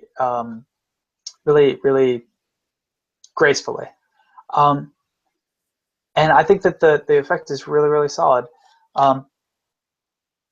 Here, if you could continue to move on with the images, Vince, we could see that his basing is really remarkable. The line highlighting, well, it's not even really line highlighting, it's more blended up. Looks really technically sound. The only thing that throws me off a little bit, if I'm being honest, Skeleton, and I do think this model is really outstanding, but the one thing that throws me off is the color of the violin against the color of the flesh. To my eye, they're a little too close together on the color wheel. And so as I look at that first image, the one we're staring at right now, I don't know where the violin ends and the flesh begins unless I stare closely at it. And that takes away, I think, from the composition as a whole. There's one thing to think about moving forward, but overall, that's one critique I have for you. I think that this is a really outstanding model, as are all of the models you submit to the PmP. Agreed. I think my only other note would be, I feel like in a few places, I know Skeleton's style is extreme highlights. I feel like on her flesh, you might want to soften some of the darker colors just because when I flip around, because you've went so extreme into like the dark brown tone, she looks ripped. Like she has got guns. And like, that's fine, but I think it's probably a little more extreme than what you'd want. Like, that's okay if you've got the figure just doesn't seem to support that level of muscle difference. I think if you had went into more of a red or purple tone in the low shades, as opposed to like a brown, almost black, it would soften. You'd still get a nice color spread, but it'd soften the hardness of the muscle cuts some. And she wouldn't look like she had been shot up with human growth hormone right before this picture. But that being said, this is fantastic. That pink highlighting looks so good on her. It is the star of the show, and I agree. All right. Okay, so let's see. Well, I'll tell you what. Why don't I take Ryan Easterling's thing here? Okay, his boys. And then I will take both of since I got two submissions here back to back, I'll take both of them. And then why don't you take Mickey's incredibly disgusting Nurgle Lord, because I can't do it. Fair enough? Yeah, that's a deal. All day. All right. So Ryan, with more of the blue boys coming in here, we had seen some previous blue boys from Ryan. Ryan, I like the choice of the blue skin tone. And let me say, I think you took our advice from last month, because the blue highlights and the blue lowlights look softer. The transitions look better this time. Got some good freehand going on the banner. Love it. Love what I'm seeing there. That's fantastic. You've got some good lumber and sand and stuff going on the bases. That's good. Maybe able to think about a little flock or stunted grass on there too, that kind of thing. So overall, your skin tone looks much smoother this month. I like what I'm seeing with that. So here's my next challenge for you for this month. These boars are a little too flat. Again, natural creatures, if you go look at fur, it's just the variation in it is insane. And fur is exactly that. It is not uniform. Fur is made up of 1,000 different colors. Our eyes make it uniform, right? But there's 1,000 different little tiny shade variations in there. So I'd love to see some dry brush mixed with wash on some of these boars. And it's real quick and easy. Just, again, always be with cavalry. Your riders should always be separated from your mounts when you paint them. Do not paint mounts on riders. I know you want to play the character. I know you want to play the model. Great. Stick it on with a little bit of blue tack. And then you know what? You can paint, you can play the model. That's all there is to it. But do not glue the rider to a mount. Leave it separate. Like, I cannot stress that enough. That way you can just quickly move along. Again, you're saving yourself. It makes your life easier later, because then you can take that dry brush and those washes and just go to town. And you don't have to worry about messing up that orc on top. You can just dive right in.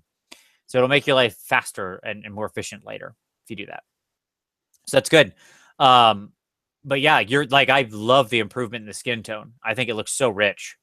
Especially I look at this guy's shoulder. It's great. All right.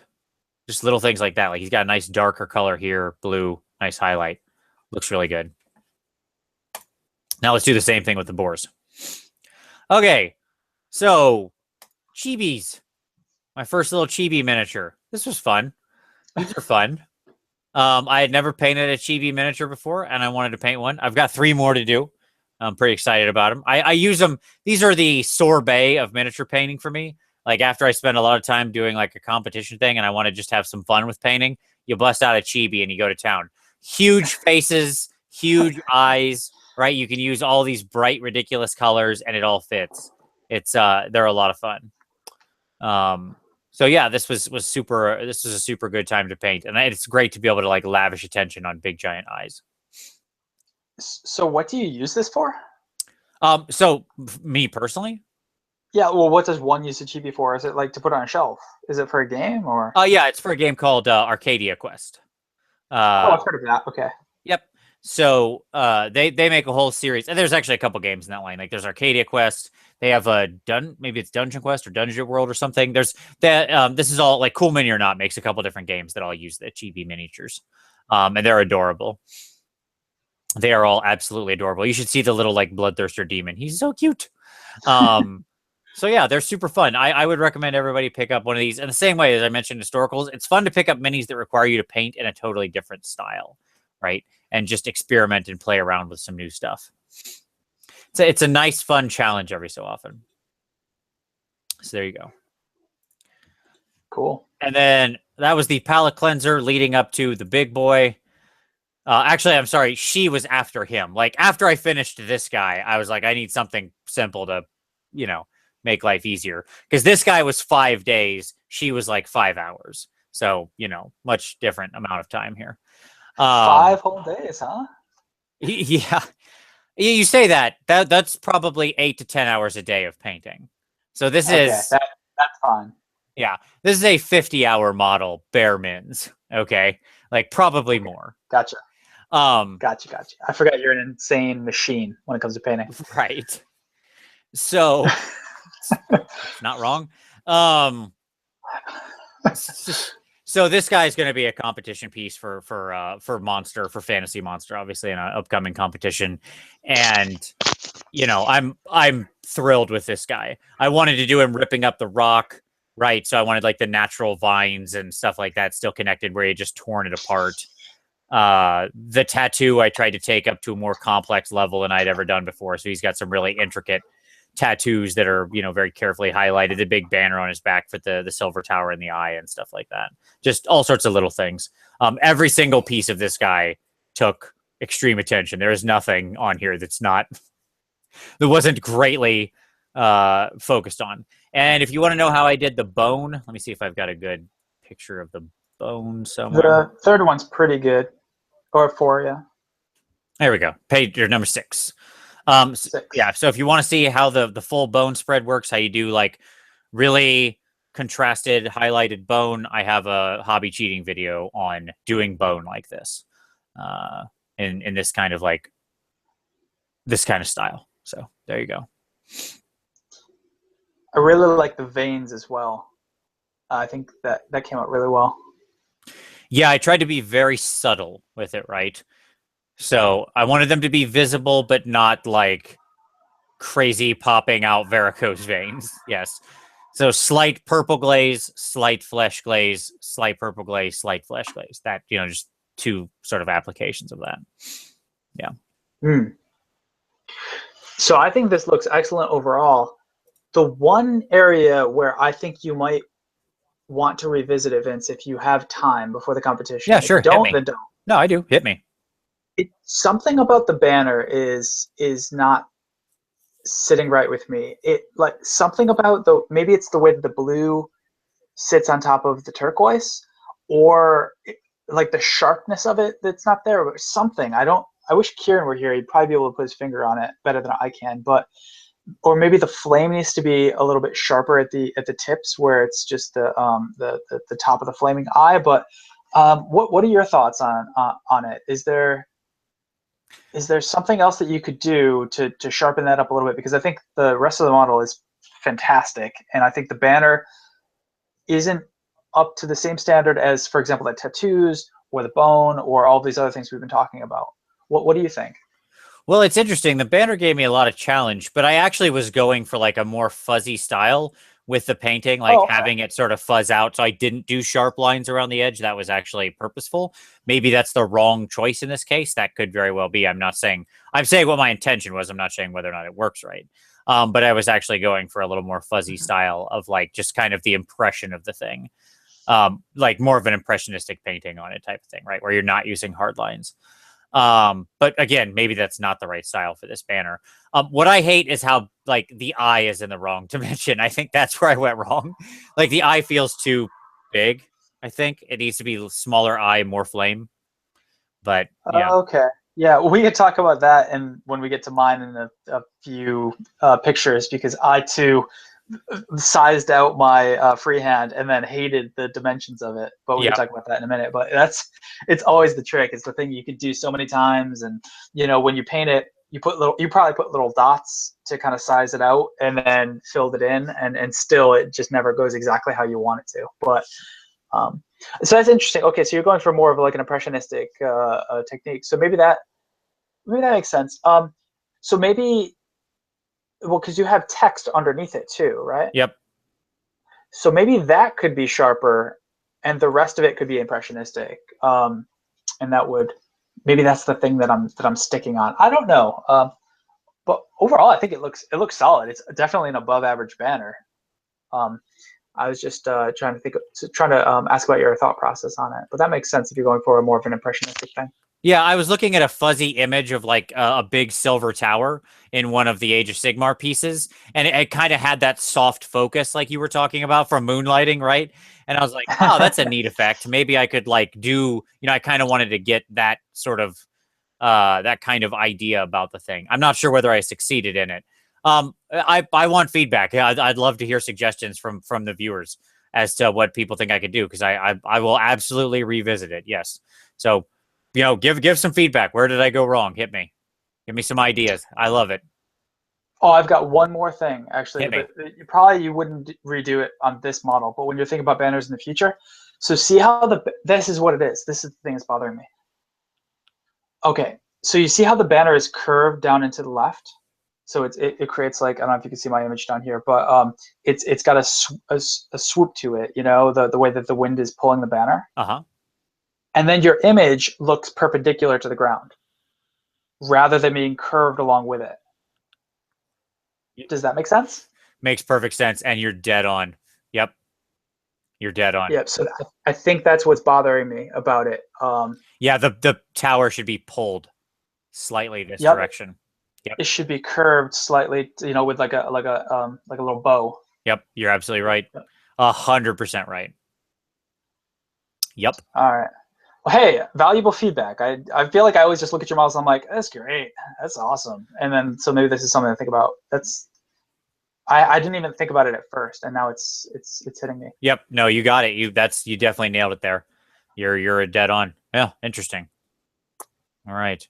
I don't think I can. But freehand freehand banners are like impossible. it's like so we're I'll show you later in the month how I struggled with mine. It's always going to be a challenge, but that's just fun. You got to keep pushing yourself. There's people that do amazing freehand banners.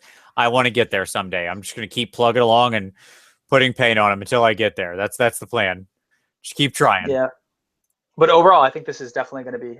I don't know what competition you're entering, but this is going to be a contender because I think it's a really strong model. Thank you. I'm very proud of it. Speaking of fantastic models, Mickey Jenver's Lord O' Plagues here. Oh man, yeah, we're gonna have to spend a little bit on this too. We gotta. We always try to be quick and prompt with our stuff, but man, sometimes you have to pause. This is really awesome, Mickey. And she says in her comments leading up to this that this is a temporary base and that the future base is going to wow you even more, Vince. She refers to you specifically. I can only imagine. This looks like an amazing finished base to my eye. So we'll see what she comes up with there. Really, really awesome stuff. The flesh is my favorite part of this. So Mickey's got that pallid color, and she's taken the purple recesses to an extreme by really making it almost like a lavender or violet color flesh. And here she's using a huge amount of a very large amount of colors, a great amount of colors, but it still kind of works because she's highlighted them all up to be almost pastel. It's similar to Skeleton Flower's strategy of paint application and color composition, but looking really good. And just look at all the attention to detail. We were talking previously about the way that one could paint boils in a way that contrasts with the skin. Here she's chosen two colors on opposite ends of the spectrum, or opposite ends of the wheel rather, purple flesh, yellow boils. And I think that really works together nicely and makes it a very harmonious feel. She also has a token amount of scorpion green, which doesn't is not lost on me. We could see that in the upper right hand portion of it on the staff. The eyes of the fly on that staff. Let's move on to a couple more images so we can get some of the close-ups. Image number 2 shows us the skin really nicely. Look at that. It's really fantastic. And let's just keep skimming through and getting a good look at all these. Yeah, really, really cool stuff. Amazing. I was bidding on this model on eBay this last week, and I lost the bid because it just got way too high, but I do want to paint this model eventually. It's so cool. When was it? What is this from? Oh, this is from the Glotkin. Oh, is it one of the guys on top of Glotkin? Yeah, but with a different head. She converted up the head. This is one of the brothers. Brothers Glot. Glotkin. Brothers Glot, yeah. Yeah, so I don't know where the head is from. Might be a ghoul. Oh, it's a ghoul head with green stuff, maybe? Is that correct? I do not know. You got me. Anything Nurgle, far outside of my my experience. Yeah, but cool model. Absolutely. All right. Yeah, I mean, it's gorgeous. Despite the fact it's utterly grotesque. A quick note that I'll make on color balance: the way the green is balanced in a triangle, the way the light pastel blue is balanced in a triangle by having 3 spots of the leakiness. Everything is extremely well color balanced here. So when you think about your color balance, always be thinking in 3 spots in triangles around the mini. And she's done a great job of doing that here, of making sure everything is living in harmony with the reds, the bright red, the bright pink, the bright blue, right? That's how it uses all these different colors and stays in it stays in perfect balance with it, right? Yeah, and the one other thing is highlighting up with the same sort of color to make them all pastel. If she did some of these pastel and some of them like vibrant or neon, it wouldn't have worked. So those two things together, it's the placement and the way that she's highlighted them up. Absolutely. All right. So why don't I take Steve Wren's, a couple great ones here. I'll take Steve Wren's trees. You take Bleep Bloop's old school Necromancer. Fantastic. All right. So these are Steve Wren's tree men. I love it. These dudes are so classic. I asked him what they're from. He said they're from Citadel Woods, just converted and green stuffed. So if that's true, you are a master, Steve. I mean, I always knew you were amazing, but this is beyond amazing. These dudes are so good. I love everything about them. I love the little touches of light blue. I love little splashes of color around the base. You've got a lot of great tonal variation in the wood, lots of greens and different browns mixed in there. Even a few like little slight purple tones and stuff mixed in here and there. It's just fantastic. Overall, you gave them this wonderful feel, but they feel very alive. The eyes being so bright really do hold your eye without locking it in. You worked a little, you worked little spots of slight blue in. I would have liked maybe a second little slight bright blue on this guy somewhere else, just to kind of move me around down on the base, maybe like one of these sprites down here or something like that. But that's a very minor nit overall on what are two crazy, ridiculously cool conversions of Citadel Woods packs, apparently hacked up and turned into people. Yeah, ridiculous. I don't have anything for you on these, Steve. I think these are fantastic. I mean, I don't know what to tell you. They look great. That's, I don't know what you would, I guess if you were going to make these better, like if you wanted to take them up just a little more, maybe a little more vertical striation in the bark, possibly in some places, to create more of a hard line to the bark. But that's pretty minimal, really. I'm not even sure that's totally necessary, but it could be a small thing. Maybe some little flowers or fruit or something up in the branches of the trees. Have, just like some apples that live up there. Whatever. I don't know. Those are little thoughts, but those are minimal. And I'm talking, those are like to take it up to like 11. You're already at a solid 10 here. So, yeah, great stuff. Really amazing. Yeah. So good. Just fantastic. All right. Bleep Bloop. One of our faves every month, always dazzling us. Let's see what he's got this time. Yeah, so I like how Bleep Bloop's like, yeah, I only need one image. I'm good. You get one. That's all you need. Yeah, no, it looks really cool. For the same reasons we've been talking about for the past several months, it's really been an honor to have you in the PmP. I'm glad that you've joined us here. Excellent stuff. I like that you've gone for this really dark composition. And then you've got that bone color neutral that you've carried throughout, with the non-metallic metal as well. I think it all works really well. One critique for you that I've got, you're not at all shy of highlighting things up to the extreme. And so I'm wondering why on the base you've left it so dark. I wonder why you didn't highlight just a little bit more on the corners of the sharpest edges of that rock. Of all the parts of the model, the one object that should have the sharpest highlights on the edges should be that rock. The fabric wouldn't have quite as much of a sharp highlight on the edges. The blade, the other pieces wouldn't quite have that really sharp, bright spot, but the rock would. So if you've done it on the rest of the model, which is your style, I wonder why you don't just hit the corners with a nice sharp, light highlight. That's my one critique for you. Overall, I think it's really cool, as are your models every month that you present them. Absolutely. So, yeah, agreed on all points. And obviously, fantastic work. I love seeing an old school Necromancer taken up to this level of quality. It's fantastic. It's so cool to see it because we don't have anything in that style from that era. All the old Hammer stuff is usually painted in the primaries, and here he uses the neutral so well. Why don't you go ahead and take his hex rates as well? Since I just realized he has his hex rates right above this. Oh, great. Yeah, I was looking at those a week ago. Yeah, these are really awesome. Bleep Bloop. Really like what you've done with the turquoise and green, the ethereal colors. The green and, dare I say, scorpion green flame at times. That looks really cool too. Just this is just worth admiring. I really, really like how you compose your models. We've talked about the bone many times. We talked about the wood many times.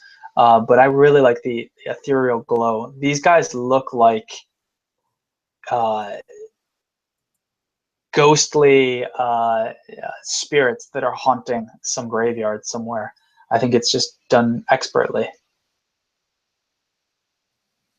Yeah, I totally agree. The genius here was working in the blue into the horse's barding, right? Like if he would have went just for the straight green all the way throughout, it still would have looked good. But that adding in that blue, that deeper, sort of Mediterranean or blue, just blew it up to the next level because it suddenly made the entire this massive flat space so much more visually interesting. It's the littlest touch, but it goes so far. Yeah, I didn't really notice it like that. Yeah, that's exactly correct. It is that. It's the deep blue that really balances it out nicely. Absolutely. All right. Way to go, Bloop.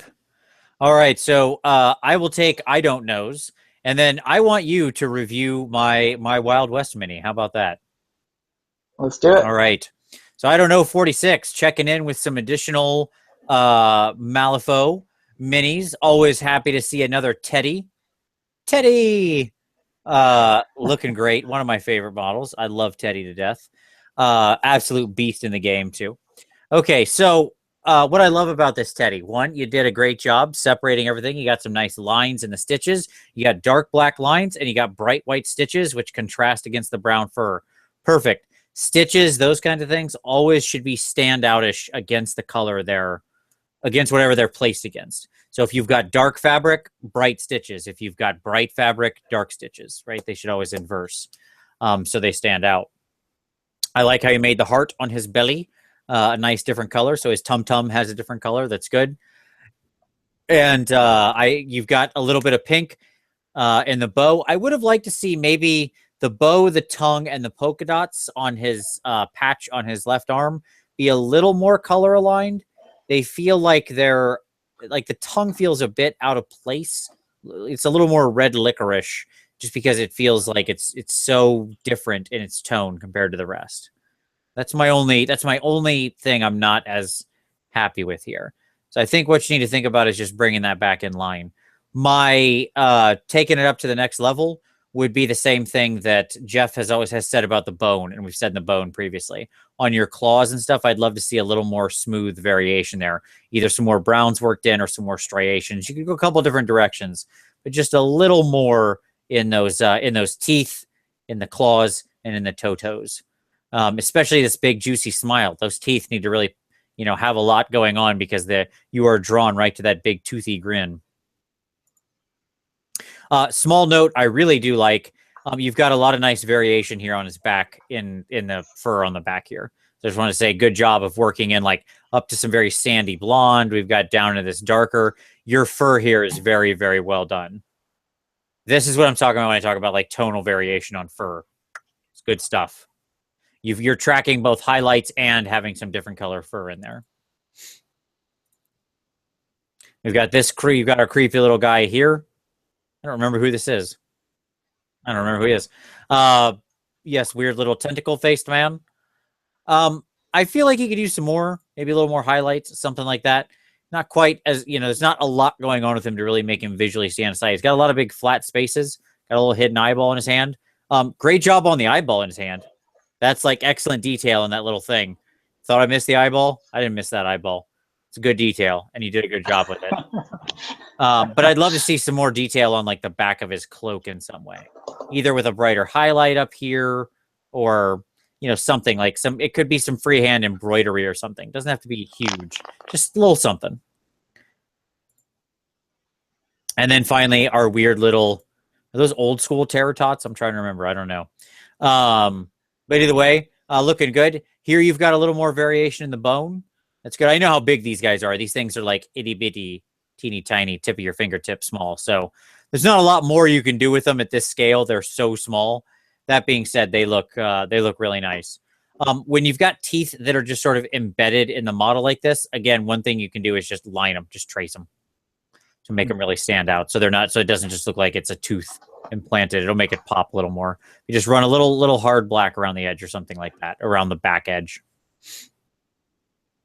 All right. Any other thoughts on for I don't know there, Jeff? No, I think you really hit the high points. I'd probably just say on that last image of the three little purple gremlins, I'd like to see a little bit more highlighting on that in the same way that, so like, let's keep these gremlins in mind for a moment, and then on our way onto the next image, look at the first image in the set. So compare that purple highlighting to this pink. You see how the pink has so much more depth to it because you highlighted it up a few more levels. I think that doing that on like the elbows, for example, of those creatures and on the sharper edges would do some wonders for you. But overall, I think that they're really cool. I like the set of models as a whole. Absolutely. And always happy to see more Malifaux models enter the world painted, especially when we've got some Neverborn rocking. All right. So this is Johnny Ringo from the Wild West Exodus line. Go ahead, hit me. Yeah, so I think that my favorite part of this composition, if I had to use one word for it, it would be minimalism. You've used, well, I'm sure you've used quite a few paints and quite a lot of layers of paint on this model, but as a composition, here you basically have the neutral brown, but several different shades of brown. You've got the metal and blue, and that's about it. The neutral flesh color works perfectly with the cloak and the sand on the base and all of that. I think it's really strong. We have an example of what you were talking about at the beginning of the show, Vince, when you were talking about jeans, how these look really bleached out and much more whitish gray than they do bright blue. And I really like the background that you've done as well, and the cactus you painted on there. I think that does really well to tie them all together. Everyone who's watching this will notice that the background includes exactly the same colors that you've used throughout the model. And that ties everything together nicely. As far as critiques go, there isn't anything I can think of here. Yeah, no, I was gonna say you could do some, some greens in the wood, but out in the desert, that's not how the wood would weather over time. So I think you need to keep it how it is here. But overall, I think it's really strong. It's a really impressive piece. I really, really, really dig the color you chose for the cloak. That sandy, tannish color that you elected to apply there. I think that looks really, really cool. Thank you. I would say, yeah, I'm almost sad. Like the backer was funny to put him on because I was like, I would say there's probably, I don't know, let's be conservative. I'll be conservative. There's probably about 40 layers in that cloak, in his coat. Okay. Mm-hmm. Because that's probably 4 or 6 hours of just doing layers on that cloak over and over, just this portion of the cloak right here. And like, of not doing anything else but washing it, dry brushing it, working it, wet blending it, just working in different stuff. By the way, the secret, calamari orange. Let me just say that's one of the secrets. It's a scale 75 paint. Can't recommend it enough. Calamari orange. It's one of the most beautiful, interesting colors you'll ever work with. And then I did all that, and then I put the backer on it, and I was like, oh, yeah. You can't even barely see it. How nice, how dumb of me. But that's fine. Yeah, but I bet when you get up close to it and you hold it, yes, or you get right there, you can see it. Yeah, there just wasn't a way to photograph it. Let me ask you a question. Is the horizon line too high? Oh, good question. Let me close my eyes and think about it. Yes, it is. See, I think it is too. Like as I've been staring at this over the intervening weeks, I'm like, that horizon line is too high. I think it's like 3/8 of an inch too high. Yeah, I think it needs to come down to about his belt level. Yep, that's what I'm maybe. Yeah, maybe my 3/8 is off from the way I'm looking at it here, but yeah, exactly about that level. Yep. Yeah, I agree. Okay, cool. That was my feeling as I was looking at it, but I wanted to see if you agreed before I said anything. Yep, and that's a super simple fix too, right? You can just pop it off. Yes, I can just pop it off and reattach it lower. Yes. Yay! Yeah, no, I think that's. Here's one thing to keep in mind, Vince, and you have it in this shot because you're looking down at the model a little bit. If I were you, I would put the model down at a desk that's a normal desk height that they're going to probably judge it on, and I would adjust the horizon line there because, of course, the horizon line will change based on your eye line as you look at the model. So keep it at this like this 30-degree angle or whatever you've got right here, and see what works for that. Yep. The other most common piece of feedback I got on this was that his boots are too clean. That he doesn't have like dust on his boots because he would be walking in the desert and so should have dusty boots. I did add a little bit of very light dust pigment to his boots. You know, he is Johnny Ringo. He's an educated man. He, you know, he keeps himself clean, but I did add a little bit of dust to his boots. So rest assured, people out there, the boots have been very lightly dusted around the sides there and the tip. So there we go. Nice.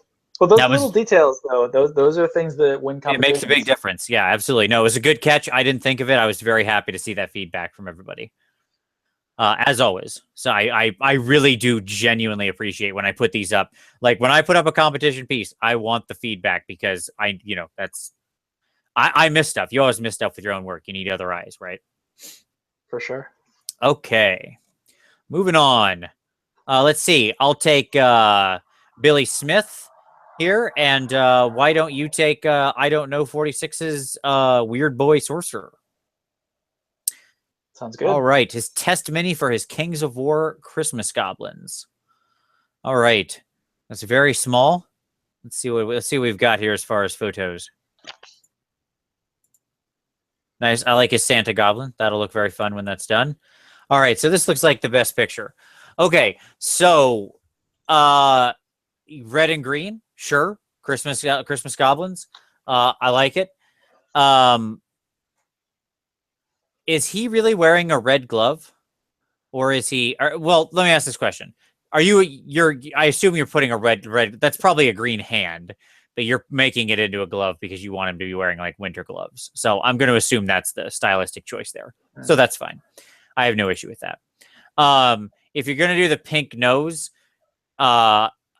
which is a good look on goblins. I love the pink nose. I would blend that a little more, you know, glaze some pink, glaze some green, glaze some pink, glaze some green. Just bring it back and forth back together to sort of smooth out that transition.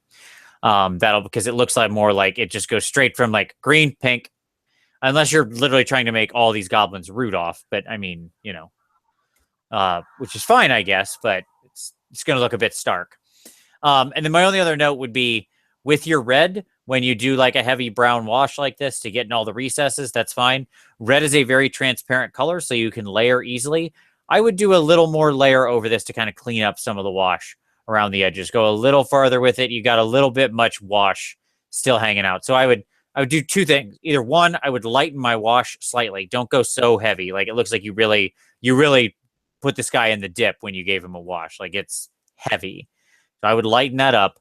Or two, I would layer some more red on to smooth that out and try to cover and blend away more of that hard dark to light transition where it's just like dark, light, you know, it's just a very hard line.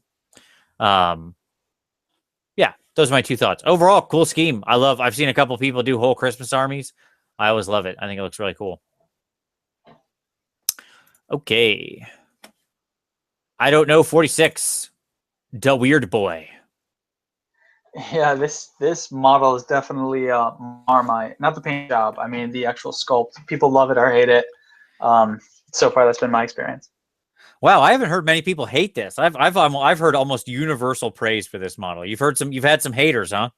Oh, really? Yeah, I've heard some people saying that it looks like he's like holding in some bowel movements. I've heard some people who don't like the horns. You know, but you know, overall, I think it's creepy but cool. I like the direction that GW went in with the Orc release overall. But yeah, no, maybe just my group of friends and people that I'm following around on Twitter. But I think you know weird people. Yes, I agree. Yeah, I do, and I'm one of them. So yeah, overall, let's take a look at this model. He said in his description a couple of really interesting things. One, he put the model on a foot of Gork that he sculpted, which you can see there, which is super cool. I love that attention to detail. And the other thing is that he wanted to keep it fairly similar to the GW scheme. So that makes sense there too. The composition, whenever you pilfer the paint application from a Games Workshop model, typically the content is good. Some people dislike the colors they choose, but usually the places they put the colors makes perfect sense. So there. What to say by way of critique? I think a couple of very little things. One, I think that the bone that you've got there, the tusks that are strapped to his head, I think you'd want a little bit of a sharper highlight there. The thickness of it as you get up close to the jaw of the orc itself on the leftmost tusk looks a little bit too thick. I think that you want that a little bit thinner and possibly even a little bit darker so that it's darker toward the base. That's one thing to consider there. The second thing to critique here is I think that you'd want a little bit more highlighting on the shoulder of the wizard himself. You have the same color highlight all the way at the bottom in the recesses as you do in the shoulder. So I mean, like the pitch of the fold in the middle where it slopes down, that should be a little bit darker than on the tip of the shoulder where the light would be hitting first. So those are two critiques, but overall I think this is really cool, and I absolutely love the foot of Gork that you've got on there. If we scan through the last couple of images, we can see the 360 view that he's got. Really cool stuff. And I really appreciate and admire the ambition of painting up that smoke. That's something that would truly intimidate me as I went about painting the model. I think yours looks pretty strong here. And it looks like you used a lot of washes to achieve that, going from red to orange to purple, but I think that really works, and it's impressive. Yeah, agreed. Smoke on a model is they've been doing this a lot, and I have a lot of trepidation around it. Like fire alone or energy or stuff like that's hard enough. Smoke is always like one of those things that it's capturing something that's so full of nothing. Right?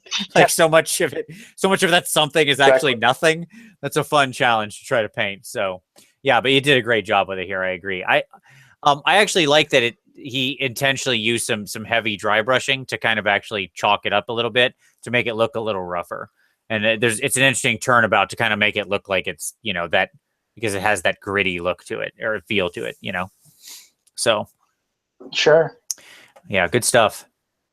I also just realized I was trying to figure out where a certain skull came from on a Weirdboy on the mega boss on Putty and Paint. I just realized it's the tip of this guy's staff.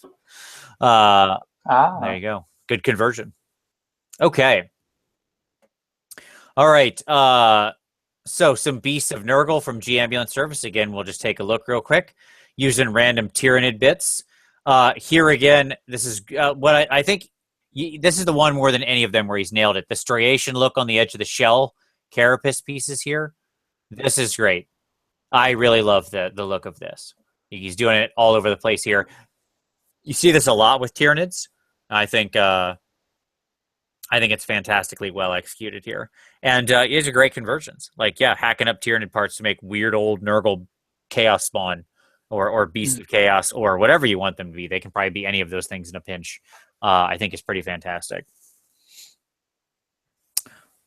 All right. Any other thoughts to add on some more Nurgle from... It's been a Nurgle heavy month. G Ambulance is kicking out the Nurgle.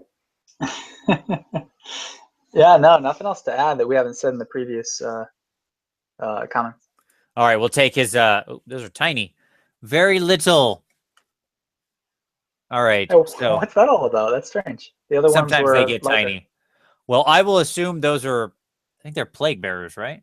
Yeah. Oh, yeah, they are. Yeah. I'm looking at it like you can't see my camera's not on, but I am leaning way in. Like, are those plague bearers? Yes, I think they are. If people can see me leaning in mine, so yeah. Yes. Look, I'm an old man. I can barely see when it's full size. I certainly can't see it when it's tiny. But there you go. Good work. All right. So we're gonna kind of blow through a couple here. let's take skeletons together. So what do you think of this one with the bright yellow guitar being so striking against the rest of the model with the bright red and orange? The red that goes out to the same sort of almost yellow. This is, the third or fourth member of his Crossroads 7. Yeah, what I'd say here is by painting it yellow, he doesn't run into the same issue that I'd mentioned previously, where the flesh and the instrument that border one another look the same. So that I do like. It is a really bold choice to do a bright yellow, sunburst yellow guitar. But all skeleton flowers color decisions are bold. So so I think it works. I personally probably would have kept it more muted. But that's his style. That's how he rolls. Let me ask you a question. That's how he rocks out. Indeed it is. This is the model that ruined my life and just ruined my life completely. No, this is the model that made me very angry when it came out a month after I was looking for a model of a girl rocking out on a guitar to finish my doof wagon. My conversion from Mad Max Fury Road, one of the greatest movies of 2015. Oh, God. But anyways, I digress. Let me ask you a question. If her little wristband was also in that same yellow, picture that in your head. How does that look now? Yeah, I like that. But so both wristbands, right? There's there too, one on each arm. Yeah, I like that. I think that works because then if you got that, then you've got yellow at the bottom of each leg, at the top of each wrist, and at the guitar top as well. I think that'd work really well. Yep. I think that's the one minor change that would take this up all the rest of the way. Great work on the red hair, going from like all the way down to those deep purples up into that highlight. I think it looks fantastic. Same with the dress. Yeah, because you don't need the red on the wristband because the red's already in a nice triangle. Yep.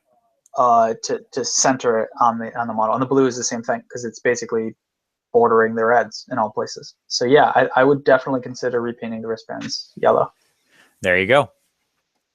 As usual, skeleton, great stuff. Okay, we'll take a quick. We won't judge Will too harshly on this. So Will just moved. Obviously, he's back in the continental United States, and he's doing some hotel painting, just getting some paint on some miniatures. And he doesn't have access to all his paint, so he's just doing some simple base coats and stuff like that. Base coats, washes, just get things done. I think he said he's got like a small box of paints with him. So what I'll say, Will, is good job. This is the kind of steadfast determination to eliminating the scourge of gray plastic that I like to see. He's not even in his permanent house. He's living out of a hotel, still painting minis. That's dedication, my friend. Way to go. So yeah, you can actually see the hotel lamp. Yes. in the background there. Like I know that because I travel for my work. But yeah, exactly. Yep. So we won't give you much in the way of critiques because I know this isn't up to how you'd want to be, but glad to see you're still putting some paint on miniatures. There you go. And can't wait to see we got a couple different Skull Reapers in here. I'll flip through a couple of them real quick. Super fun unit. I like the Piggy Skull Reaper. Yeah, very cool. Those will be fun. I can't wait to see those in some battle reports. All right. So, let's see. Okay. How about I'll take the Dreadfleet. I'm going to stick you again with both of my models. How's that sound? Sounds like a plan. It's fun to make you do my models. That way I don't have to talk about myself. I like that. And it's just all critique. All right. Matthias, he's got to have most of his whole Dreadfleet crew done now. And so again, this one's super fun. I like the weird air elemental blowing the ship forward. That's kind of cool. Pretty neat. I bet that actually has more like I bet that white is not as sort of uniform as it looks in this picture. I bet Matthias, correct me if I'm wrong, but I'm betting you've got more tones worked into that white, and it's just the picture knocked it out. White variation is very hard to capture in photos without like having a SLR with with white balance control. So I'll put that to the side. As usual, just as last time, good work on the water effects, making it match the table. Like we said last time, I'd like to see some of this white crest kind of smoothed out a little. Again, much like the way the table is underneath it, it only hits these white crests very rarely and on the edge. Most of what you see is actually more of the glazed white. So I'd love to see you take that high, sort of turquoise and kind of glaze some of this down so it's not quite so hard. Those lines, those white lines are a little bit sharp. The only other thing I would say is I'd love to see a little more variation in the wood. This whole ship is wood, and yet the wood itself looks very kind of uniform. So I'd love to see some more tones worked into that wood, some greens, some darker browns, maybe even some like very light touches of red or purple here or there in various places, just to kind of liven up that wood. But overall, it's very cool stuff. And you have to have like almost the whole Dreadfleet now at this point. All right. He says he took off the fire elemental because there's no place for fire elementals on wooden ships. Matthias, the world of Eberron disagrees with you since every flying ship has both a fire elemental and an air elemental bound to it. So there you go. All right. All right. So yeah, here you go. Here's this one. I offered without comment. Go ahead. Well, this looks like it's going to be another showpiece for you, Vince. You've got it on that nice podium-shaped base, which is really cool. So let's see. What are my thoughts on this? Well, I like the use of the light blue, which is becoming a real staple of your painting. And of course, it goes really well with that pinkish color too. I think that the flesh on this model is excellent. I think the basing on the model is really, really solid. The people watching will notice the stones are weathered with those dark browns all the way up to a light sandy color. I like the object source lighting that you've done on the rock from those power cylinders. I don't know exactly what they are, but I like that. What could I say to try to encourage you to take it up even further? I would say that it's possible. It's hard to see from the. Oh no. Okay, I was going to say you could go up a little bit lighter in the center of the those blue power cylinders, but from this angle, it actually looks even better, and it looks like it's really, really well blended. I imagine that took you many, many layers to accomplish that.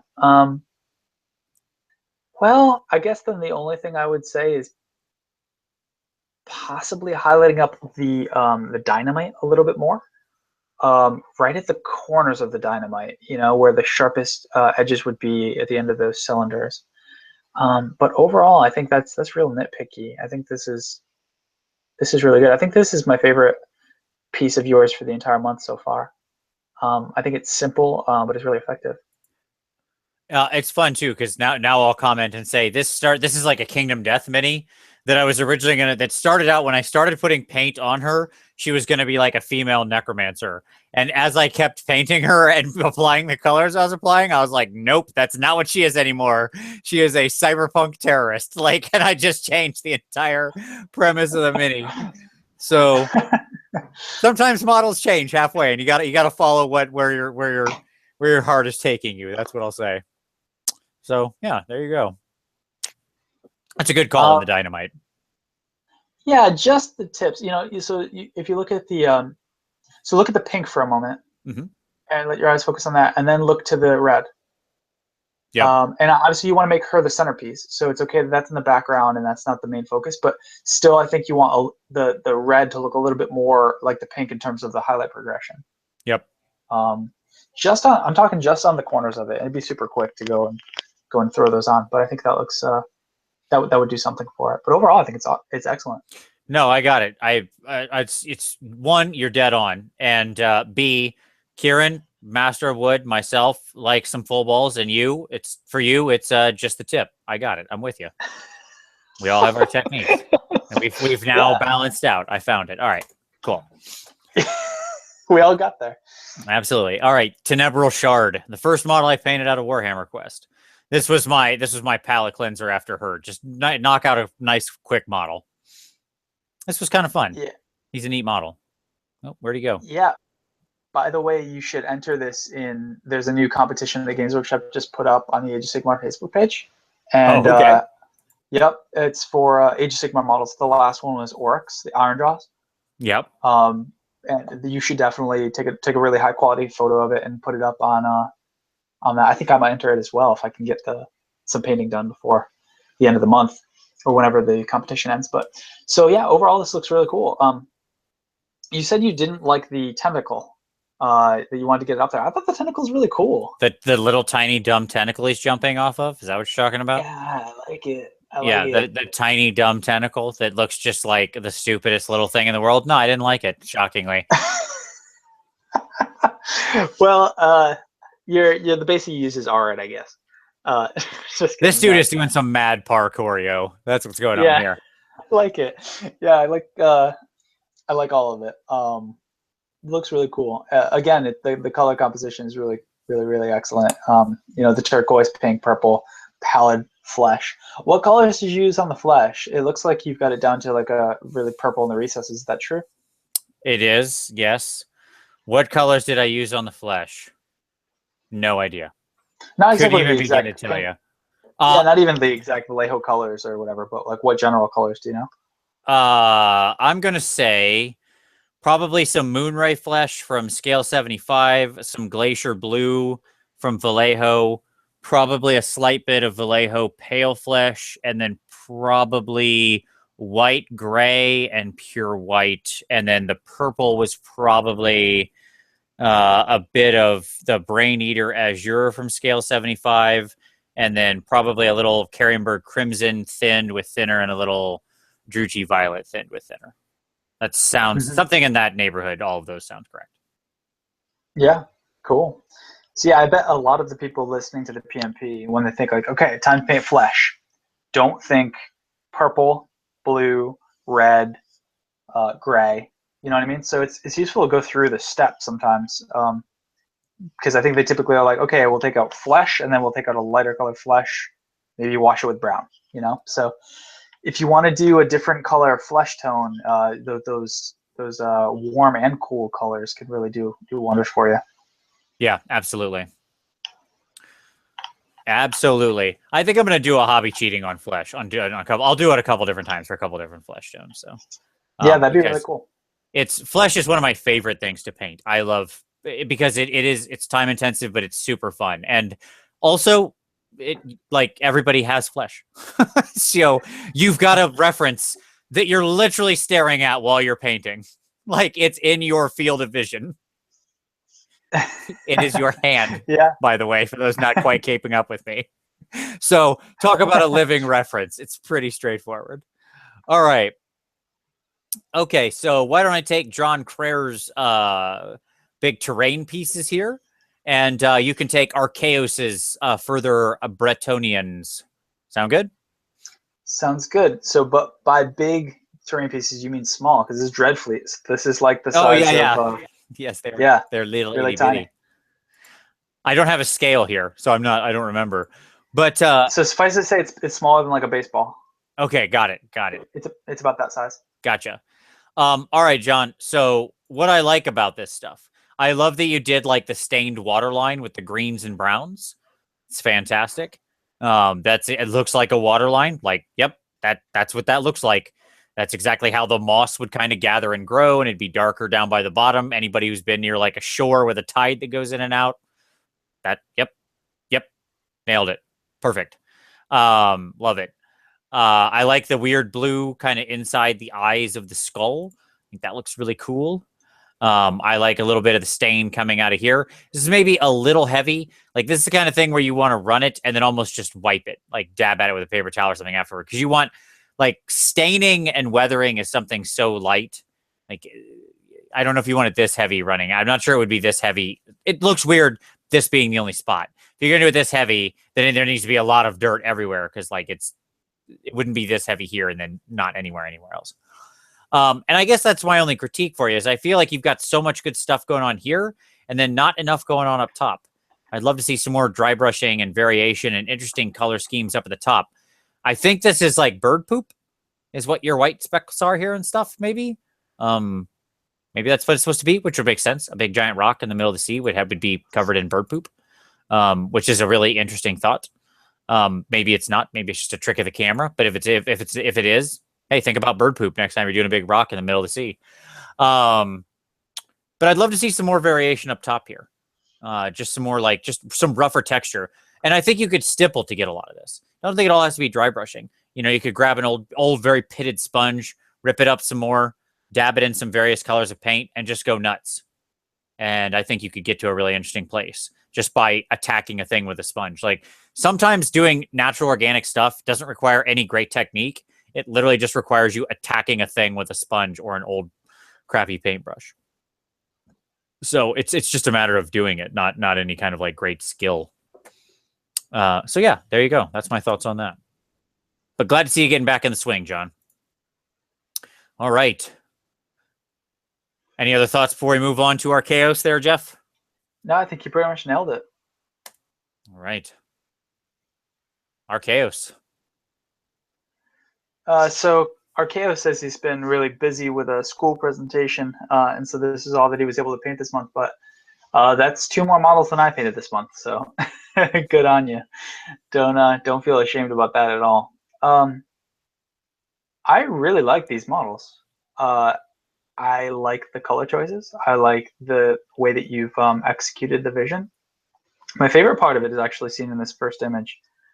I love the shield. I like the weathering that you've done, rather the battle damage that you've done, the way you've highlighted that. I think it looks really quite excellent. And this maroon, red, and tan, I think work really well in tandem with one another. Another compliment I like to give you is about the base. I think that that GW base paint. What is it? Agrellan? Yeah, Agrellan Earth. The Agrellan Earth. I think that looks really nice, and I like the rock that you've added on there as well. Looking really good. So what can I say for critique? Well, here's something I can give you. Let's take a look at the head of the horse for a moment. I think that you want to think about the highlights a little bit more on that. So on the horse's head by its jaw, where you have the red there, you have 2 line highlights that are going down diagonally. I think that given that the horse's jaw is bent, at the perpendicular to the, or rather parallel to the ground, you want to do some horizontal highlights to give the effect of depth there. I think that the 2 line highlights you have there are just a little bit out of place. So that's something you might want to think about moving forward. It's just one thing I'm honing in on just to critique you. But when you're thinking about where to put your line highlights, you want to think a little bit more about where the fabric is actually bending. Because when you put those 2 line highlights there, the way you have, you're not really following the actual dimensions of the 3D model itself. But that's just a nitpicky thing, because I always try to give someone something to challenge themselves a little bit further moving forward. But overall, I think this is really a strong set of models. Yeah, I agree. I love the color choice as well. I agree. It's very clean, and he has hard lines. I talked earlier about the black outline. Mm-hmm. You can see it in effect here, and it really separates everything, makes everything look very clean. Here's my one note for you, Archaeos. Your fire's backwards. You have your lighter parts. This little torch over here in this guy's hand is what I'm talking about, by the way. The darker orange is the inside, and the lighter lights are the outside. Fire gets darker the colder it gets. Hence, it needs to be the other way around. The hot center of the fire should be the bright white yellow. The outer licks should be orange red. So there you go. Yeah. And by the way, I think everyone who's ever painted Games Workshop models or any models has done the fire backwards a few times before they realize, like, oh my god, it's backwards. The heavy metal team does the fire backwards, previously in years past. So I don't think you can't really fault anybody too much. It's all good. Right. Okay. Moving on. All right, let's see. So I'll take my little dudes here, my duders, and then I'll let you take. I'll let you. Jesus, that's the wrong way to say it. And then why don't you take Hooves, Ushabti, and High Queen Kalidia? That's a really douchey way to say it. I apologize. Would you mind taking Hooves? There you go. Yeah, no problem. No offense taken. Okay, so these little guys. These are the little familiars, chaos familiars out of the book. I love these dudes. You mean Pug? You mean Blot? You Yes. mean I don't know the other two, but those are my two favorites. Tweak is the name of the most powerful of all, the Lord of Lords of Change, a titan among familiars. And I think the other one is Glot. Did you say Glot or whatever? Glop? Glot. Yeah, Glop. Blot. Isn't it Blot? Something like that. Glop? Yeah. Listen, Pug's the real star of the show, okay? Let's not putz around. You are out of your mind. All right, I'm going to give you a real number. Tweak took me about 25 hours of painting. I heard you say that, I think, on Twitter, or maybe it was on the PmP. I can't remember which. But yeah, you're crazy. You're crazy, man. You're an insane person who I hang out with once a month online, Vince. I pulled this model out and I was like, just for fun, I'm going to do this to just a ridiculous level. Like, I am going to focus on every detail. Like, we'll zoom in on him here. Okay. This is all freehand on his cloak. All right. All of this. All that his wings are extra wings, and Stone Monk did guess it. These are the wings off of the cherub from the Empire Standard, because I felt like he was a Lord of Change who didn't have his wings, and that's not good. You don't want that. So he has to have his little wings, and then these are obviously the tentacles from the Burning Chariot, as he's the magic that he's summoning carefully. Right. The other three, which are not as good. But we're still fun to paint. There you go. More freehand on the back of his cloak, because why not? Why not put freehand on a miniature that's the size of the tip of your pinky? Seems good. All right. Yeah, those are really cool. I can't wait to paint those up. I'm gonna have to buy a Silver Tower set. Yeah, for sure. I'm not trying to cut any of your critique short. If you have anything for me, by all means, please. But I just wanted to focus on a couple of things. I'm not trying to be like, oh, look how much time I spent on him. I'm not trying to do that. I really do love these models, and they wanted me to spend time on them. Tweak commanded me, and when the Lord of Change says you got to do it, you got to do it. That's what it is. Yeah. So to all the people out there who, I don't think there are many people in the PmP. They seem pretty friendly. But the haters of Games Workshop, I don't get how you hate a company that produces a board game where the average cost of models is $3 per, and that doesn't even take into account all of the really high quality components. But beyond that, a company that also puts this much time and effort into creating a narrative and a story for these 4 little throwaway models. You know, like, these little guys all have their own little fluff background in the Silver Tower book, and they're so cool. Like, yep. They have things that they do to help you and hurt you in the game. They're like mischievous little, like, guys. It's so cool. They are super fun. Yes.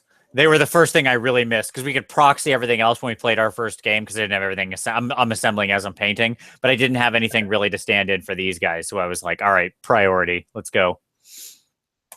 All right. I played my first game of Silver Tower over the weekend, the long weekend, and my friend Peyton assembled the 4 familiars before we started playing, just as a matter of principle. Yeah, there you go. So we were proxying everything else, but he needed to do that. There you go. Peyton has made the right choice. He has made the right choice. Yeah. He gets it. Exactly. All right. Hooves with the Ushabti. And High Queen Khalida. So you tell me where you want me to go. Yeah, well, let's spend a few moments on the Ushabti before we move on to Khalida herself. Hooves, I think these are really cool. You've got the Tomb King aesthetic down nicely here. And it's really cool to see these guys on round bases. I think this might be the first time I've seen the Ushabti on round bases since Age of Sigmar changed the basing scheme for everybody. Really cool use of gold and blue, and you know, the desert color, the neutral desert color there with the tufts. Those look like Silflor tufts to my eyes, which are really cool. They're buffalo grass, or desert buffalo grass. Looking really good. It's hard for me to see. Maybe it'll be easier to look on Khalida to get some critiques for you. I mean, these look solid overall. It's hard to see the real close up there and what I could do to give you some advice moving forward. I guess I could say that the flesh looks a little bit drab, and you're probably going for that because these are like mummified creatures. But I do think that the flesh is kind of lost on the model because you have the blue and the dark maroon and the dark black gray flesh. I don't know. I think it's an opportunity for you to highlight up a little bit more, to give a little bit more definition to that portion of the model. But that's one little nitpicky thing for you. But let's move on to Kalita and see what we can see there. All right. I agree. That was going to be my note. I'll just a little more flesh highlights. Yeah. So here on Kalita, I like what you've done with the black snake at the top of the staff. I believe it's a snake on Kalita. And the glossy color that you've used there, that's really interesting. And again, you've got a slightly different color blue here, which is perplexing. Or I guess maybe it's the same color, but it's highlighted up to a lighter shade on more of the cloth portions there. There, I think you could be a little bit sharper with your highlights. It's something I've said a few times already tonight, but I think it applies here too. A little bit sharper on the bandages, the mummified wrappings that you've got there. Those are a couple pieces of advice I'd give you moving forward. But overall, I think these look really cool. I'm excited to see the rest of your Tomb Kings army come together. Agreed, and you nailed my thoughts exactly on the blue. One of the tricky parts with painting and highlighting blue is people usually jump right to a sky blue, and sky blue has a huge amount of white in it, so it's very stark. And if if it's not incredibly thinned, if it's not glazed with the darker blue again that doesn't have white in it, it's going to stand out like just very sharp lines, right? Mm-hmm. All right. Okay, so let's see. I'll take PJ Hempsel's piece here. And why don't you take, or I'll take Paul Hemsel's piece here, and you can take PJ Van Geest's Stormcast. There we go. Sounds good. All righty. His sideways photo. And everybody, all watching, all turns their head. I'm like looking sideways at it. Okay, so what do I have to say? Fun mini, super fun. The beer garden girl. I would say what I think we need here. It looks good. I need some more variation in that flesh. That's really what it comes down to. We have a very sort of uniform flesh tone, and I think that's what strikes me the most of what you'd want to do there. I wouldn't hate seeing a little more excitement on the base as well, and a black red. The base blacked out around the edge again with a frame. That being said, the thing that really stands out to me is I need to see some red tones or different tones in the flesh. I like your choices very much for color of the dress. The purple and yellow, perfect. Works very well against each other. Like the little white apron, the heart, looks nice. Like overall, your color choices are solid. I think you just need a little more variation in that flesh tone, and you're pretty solid. Say that, and maybe kind of tighten up a couple of your lines, like around the hair, the skin, the edge, that kind of thing. But those are little minimal things. Very, very cool model. Agreed. All righty. PJ Van Geest. Let me just say, PJ, once again, look using the book. Yes. Following the photo secrets. Everybody, gold star to everybody who took that advice. Set up the book. Nice diffused lighting. Straight on shot. Very close in. Yeah, and how much have we said so far about challenging people to improve photography? Maybe 1-2 things quickly. Yeah. Overall, it's been night and day. Yep. It's great.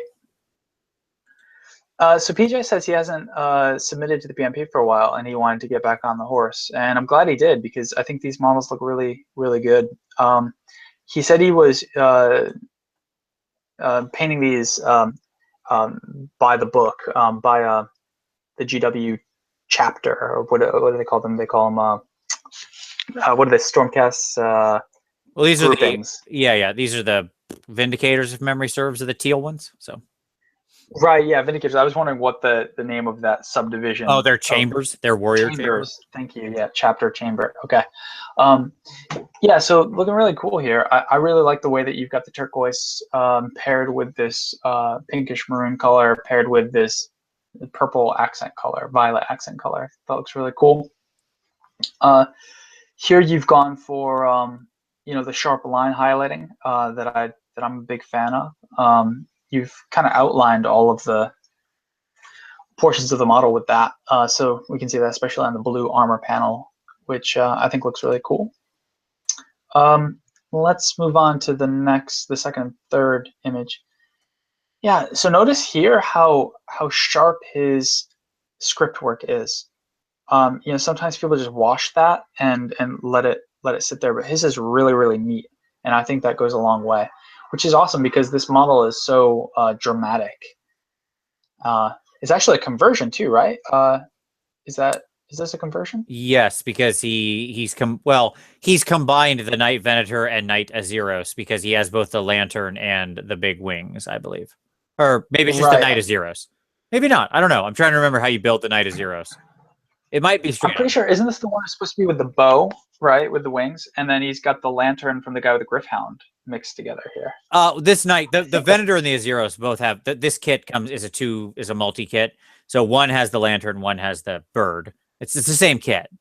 You can build a guy with lantern or a guy with bird. I just don't know if he's combined some of the pieces here. He very well might have. It's been a long time since I put this model together. Yeah, it's been a while since I looked at the Stormcast releases too, so I'm lost there. But yeah, I think this looks really cool. Really neat, really tight. I think the gold is quite good. I think the script worked quite good.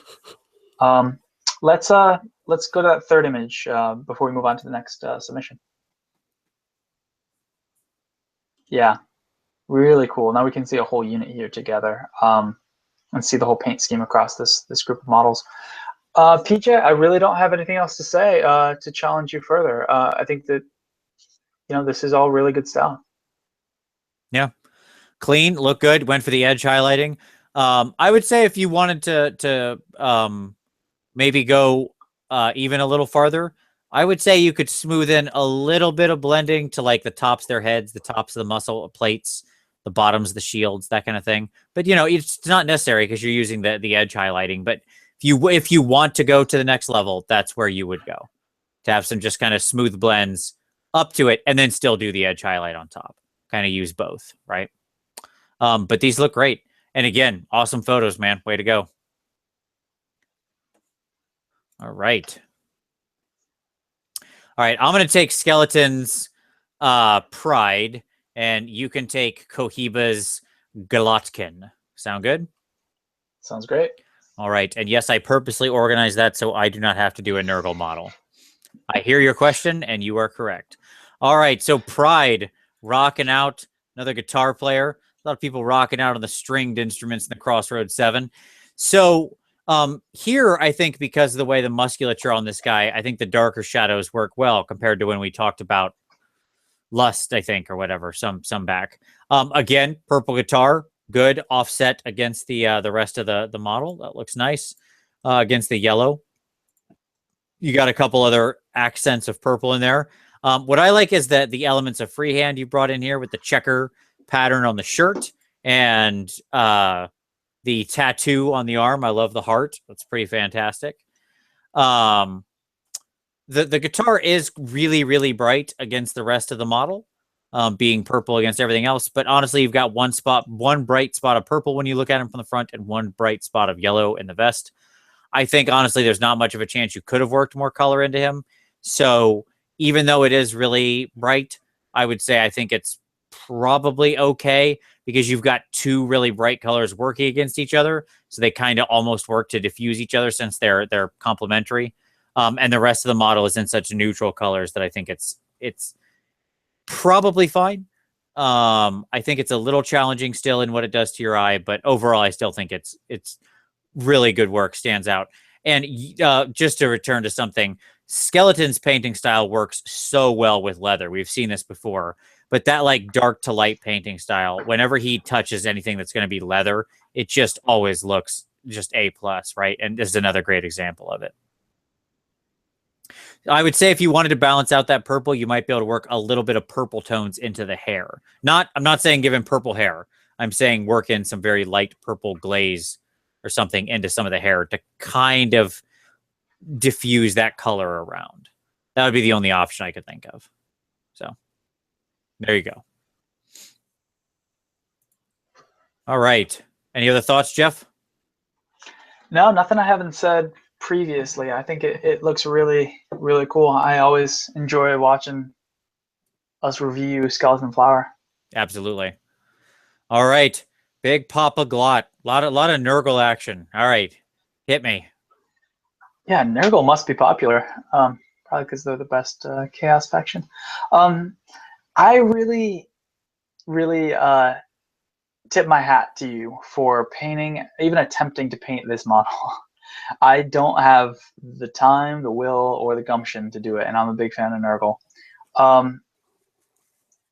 Really cool stuff. So big ups for taking the plunge. Here, I think you've got a nice solid model, something to be proud of, something to really anchor your army to be a centerpiece. And you've stuck to a fairly typical Nurgle scheme for the majority of the model. You know, when we're talking about the greens and the bone and the purplish color, as the rotting areas, the putrescent areas. I would say, to my eye, it does look like you have one too many accent colors here. I say that red color might be a little bit further than you need to go with it. That's a little bit of a critique I have for you, but that's my preference when it comes to thinking about composition. I like to try to keep it a little bit more limited in terms of the accent colors, because here you already have that really strong purple color, and the red is a bit bright. But let's flip through the next few images and take a look at other parts of this model. Yeah, I really like the amount of detail that you put into the other members of the Glotkin. The one of the brother with the scythe, for example, and the sorcerer here. You really picked out all of the different details, which is really cool. Now let's take a look at the Lord of Plague. And we can see the paint scheme of that bigger model on this smaller area. Yeah, so here again you have your really standard Nurgle paint scheme. I would say here that you could probably highlight up the armor a little bit more.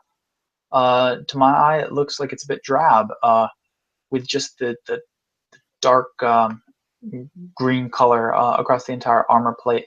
I think highlighting up the sharp edges of the armor with a lighter color would be a good way to go here. But overall, I think it looks perfectly disgusting and therefore makes for a really good Nurgle model. So good work. Agreed. All right. And yeah, that's oh boy, not a model I would ever do. There you go. Okay, so we're gonna flip this on its head, because I think you're probably prepped to talk about this one. So why don't you take your own model here? I'll take the ship piece of terrain for the end of month submit, and then you can grab Chubby Soar's big old Cyclops after that. Sound good? Sounds great. All right, walk us through it, man. Take us through the standard bearer orc. Yeah, so the boss with big Wa banner. As I mentioned in the description, this model totally took me out of my comfort zone. I don't really paint orcs. B, I've never painted these kind of cotton candy colors of pinkish red with that light blue / green. I've never painted bronze. I did one time. I painted a Privateer Press warband for a little commission thing, but it wasn't for myself. Yeah, I just never really painted these colors in this combination, so it totally took me out of my comfort zone. A couple things I wanted to do. I wanted to paint Verdigris.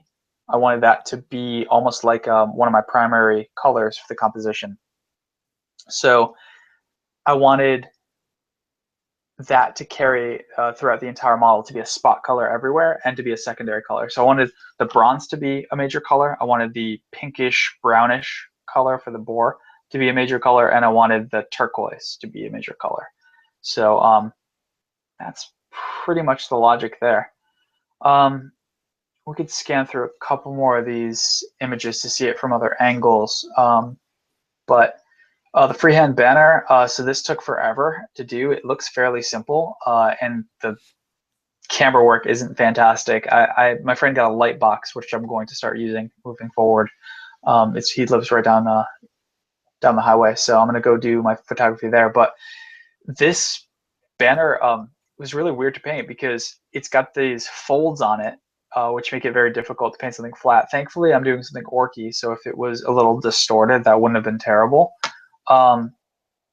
But it took me a while. I sketched this thing out like 60 or 70 times before I even began outlining it on the actual banner itself. I wish that the icon were bigger, and I wish that the teeth, or the dags rather, were bigger, because I think that there shouldn't be so much negative space on this banner. But that's my 2 cents on that. Let's check the next image. What we have here.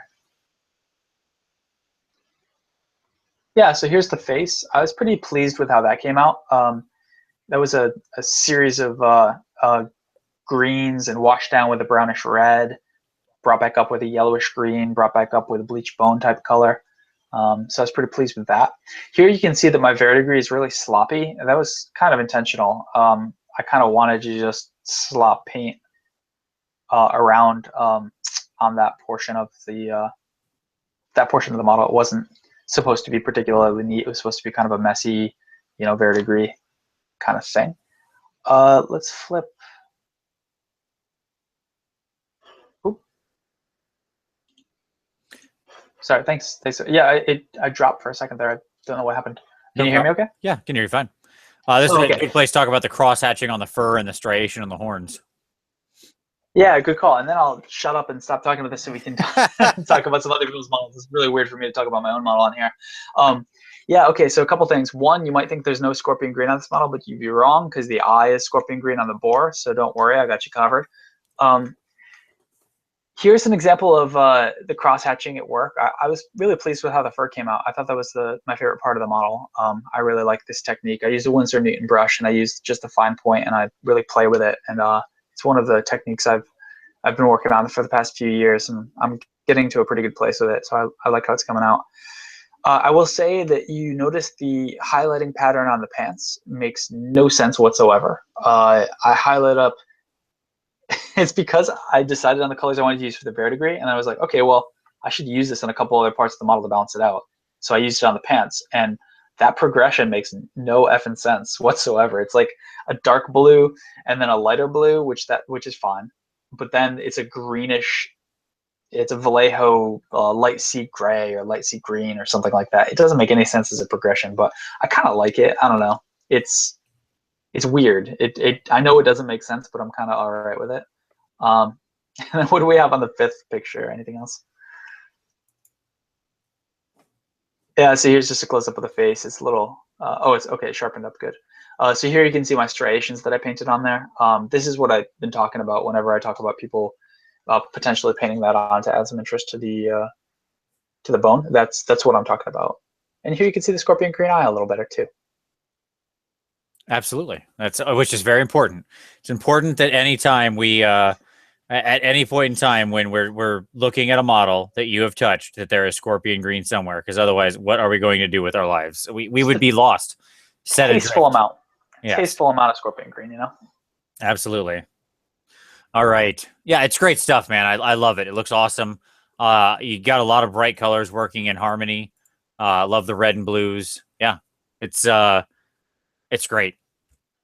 And what I really love is he's going to stand out, and it's he should. He's this big character standard bearer. You want him to be, he should be something that stands out on the table, and so I think it serves what's going on there too.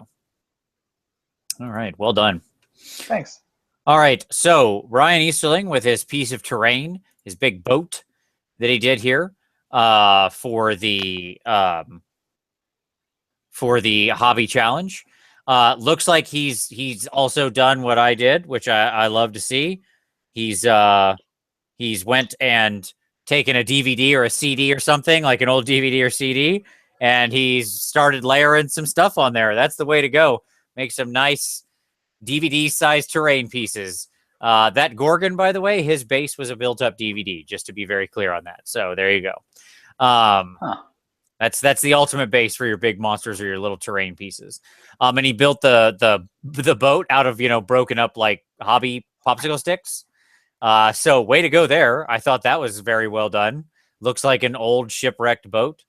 I like the sand. I like the little bits of like the eddy tide pools gathered here. I like your little bits of sort of flock placed around. Yeah, all in all, it's good.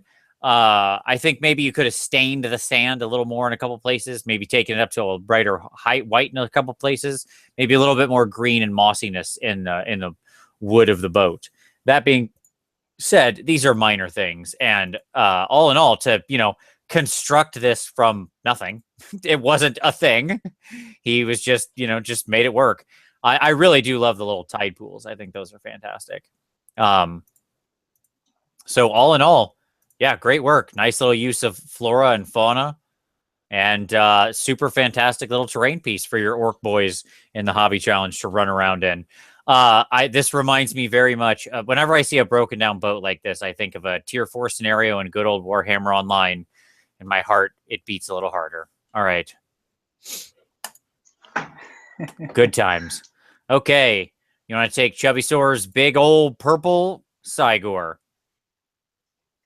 Sure thing. So my favorite part of this model, Chubby Soar, is the Chubby Soar. Sorry, I don't mean to mispronounce your name. Is the blue glowing on the rock that you've got there. I think that's really cool. And I like how you've used that throughout the model. So it's not just the object source lighting that you're using emanating from this glowing stone on one portion. You've also got it as an accent in various places. You've got the tongue, you've got it on the wrappings around the leg, and so on. So I think that looks really cool. I think it works really well with the purple. I like that you've got almost like a blue.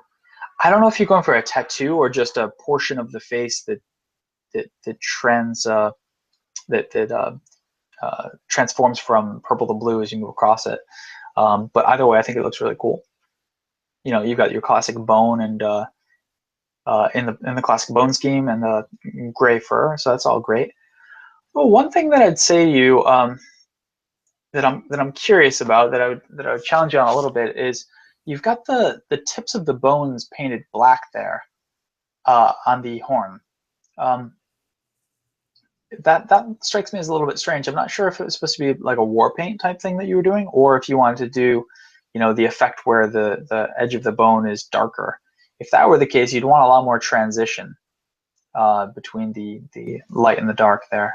But that's one thing that I'd probably critique you on. But overall, I think the smells pretty cool. Can we check out the second and third image before we move on to the next entry? Absolutely. I totally agree on the blue. It's nice because it's very bright in the middle, and then the blue fades, and that's exactly what you want when you're dealing with that sort of like OSL effect, where you want the brighter down in the ridge, the thing that's supposed to be glowing, fading into a light glaze of the color. Yeah. Yeah, I think that looks really cool. It's an interesting effect. Good stuff. Absolutely. Yeah. Great take on this model. Love it. Very different. I don't know that I've ever seen a purple Saigore. So I love it. I love that Chubby Soar was just like struck out, was just going totally on his own, completely new color scheme, just burning new territory up there, and it looks great. Very distinctive. All right. So I'll take, why don't I take Omri's here? And then let's see. I thought Mickey has some more Infinity models coming up, but that's fine. Why don't you take Mickey's Infinity model then? We'll go from there. All right. All right, Omri. So I know you said this came about. You went and took you did a live painting class, which is awesome. That's fantastic. And he integrated some of these techniques. So if we think back to last month, Omri was doing some other Slayer Dwarves. And let me tell you what, man, I can absolutely see you integrating the lessons of the class. I'm going to guess that some parts of the class was talking about blending and smooth and blending together different colors, and it has come to life here. Your flesh tone and the way you've blended in your darker colors, your red tones, that kind of thing, looks great. You've done some great variation on the beard. If we all take a look, let's just look at this tiny little section right here. So we've got it darker coming up to this sort of metal piece, both in the strands on top and getting up to very dark near the ridge. And then this brightness comes out in the highlights, and then this all gets brighter here together. Overall, it creates the effect where the whole thing is getting brighter and then darker, and that's carried through. The little touches like that look absolutely great. Again, with the blues, I see we've satisfied our nice color triangle here. We've got a blue, we got some blue, and we got some blue. And I like that. So very nice there with balancing out that contrasting color. I wonder if also in the class they talked about contrasting colors because you decided to put blue onto a model that has a lot of orange, which always looks, which always makes the model pop. So even from a distance, this will stand out because you've used the complementary colors. And then, of course, you got some nice blood-stained axes in the orc head. So there you go. All in all, this guy just looks the class worked. It's amazing. Like thinking back to your last month's dwarves, which looked good, but didn't have near this level of like variation and sort of balance and stuff like that. So I really, you did a really fantastic job, and you definitely internalized all that stuff that you learned. Looks fantastic. Okay. The one thing that bothers me here is the green orc head because it stands out so much. I don't know what you do with it. This guy's standing on an orc head. I don't know how you balance that out other than just to hide some green around other places like in a gem or something. But it is frustrating to me because it's so bright against the rest of this model. It's more the model creator's challenge than the model painter, but there it is. Okay. All right. Mickey's Infinity. All right, Mickey. Well, I've got some comments for you. I'm going to try to keep it nice and tight. First, I'd like to say that I really like the way that you've applied the colors here. You've chosen, quite a few disparate colors here. Green, red, and yellow typically don't go together in this way with the white like that. But I think you make it work because of the way that you place the colors on the model. By spreading those out around the model, you make it look the eye isn't immediately attracted to any one of those colors in a way that is distracting. So that's good. And we'll get to the other model that you present in a moment. But here I've got one critique for you. I think that where you have the green line on the armor panel, I think you want to put black lines on either side of it to make that pop just a little bit more. Because you want a little bit more definition there on that marking to separate it from the white. Let's move on, Vince, to the second model that he's got there. All right. It's looking good, Mickey. Yeah, this second model, the Dragon Lady, she too looks really cool, and I also like what you've done with the color selection. Red and green and white, looking really nice and tight. Well painted. Neat. That's all really good. If we flip to, it's either image 5 or 6 to see the top of that umbrella. I've got one last critique for him, then we're going to move on to the next model submission. Yeah, here I like what you've done with the freehand. It's nice and simple, but it breaks up that surface and adds a lot of interest. But I would say that you'd want to go over this with 1 or 2 more coats of that black because I'm still seeing a lot of the pinkish red underneath coming through, and I think that you want that pattern to be a little sharper. So that's one little critique I've got for you there as well. But overall, I think it's really an impressive model. Yeah, agreed. I really think this Mickey is one of the best Infinity fakes that I've seen you do. I absolutely love it. I love the balance of it. I love the red and green. And then I agree. The one thing that stood out to me was I feel like the freehand here just doesn't live up to the rest of the model. Not because it's bad freehand. I love the design. I love everything like that. It just needs to be a little more sharp, a little more like thick and actually there in presence. Okay. All right. So why don't I take David Griffin's newest entries here for his death, and then you grab Steve Wren's dragon. Sound good? Sounds good. All right. All right, David, let's start at the beginning. Love it. So right out of the gate, there's so many things I love about these. Color choices, fantastic. bright purple, bright green. Purple and green work well together. Good villain colors. Think of your Lex Luthor armor, all that. We all watched Unbreakable. We know how this goes. Okay. 2, let's take a look at these weapons. Here's how we do our non-metallic colored metal and stuff like this, right? We go from our very bright white down and in opposing patterns. It's a fairly simple thing, blended together, yet out at that distance, look how that pops. Now, my one advice to you would be you need to take it just a wee bit darker right in here and right up here. You just need to go a little eensy-weensy bit darker because that darker will set off against the light harder, right? Not huge, just a little eensy-weensy bit. So I love that. He used I don't know if we can, let me see if there's a picture where we can actually see it much closer here. No, okay. So do you see this texture on the bases? He used like the scale 75 green stuff, or not scale 75, sorry, the green stuff worlds texture rollers to do this, to put that down and then put the rocks and stuff over top of it, which I thought was a really neat trick. So Green Stuff World makes a series of, think of them as small rolling pins. They're made of like glass or heavy plastic or something. I don't really know. Okay. And you can you lay down a flat amount of green stuff on a base, and then you just roll over it with this, and it presses a pattern into it. So you can make like the Tau Ceti patterns or like arcane runes or cobblestones or whatever. They have a bunch of different ones. They're really neat. And you can kind of change what part of the rolling pin you use to vary up your patterns and stuff. So it was a very cool use of that. I like your execution on the Wraith and on these guys' wings. You went up to a bright white, makes them look very ghostly. I think that's fantastic.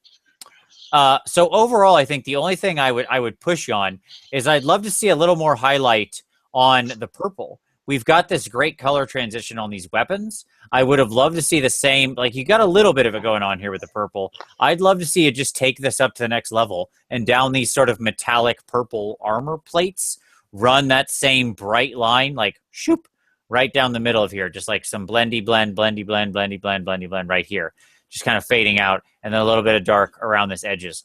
And I think if you did that, these guys would just, I think they would just sing like a choir.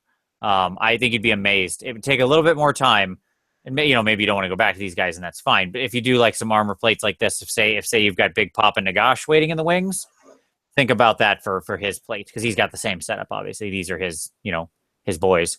Yeah, those are my thoughts. Yeah, I too really like the paint scheme. I think that this is really cool stuff. All right. Steve Wren coming back in with the big old elf forest dragon. I have the same model sitting on my shelf to Forgotten Dreams, all painted from back in the 90s. And let me tell you what, Steve's looks about 8 million times better than the junky thing that I've got on my shelf. So we'll start there. Sure. Yeah, this is a masterpiece. I really like what you've done, Steve. Everybody knows the quality of your painting, especially at the army scale. It's really, really impressive. You do great work.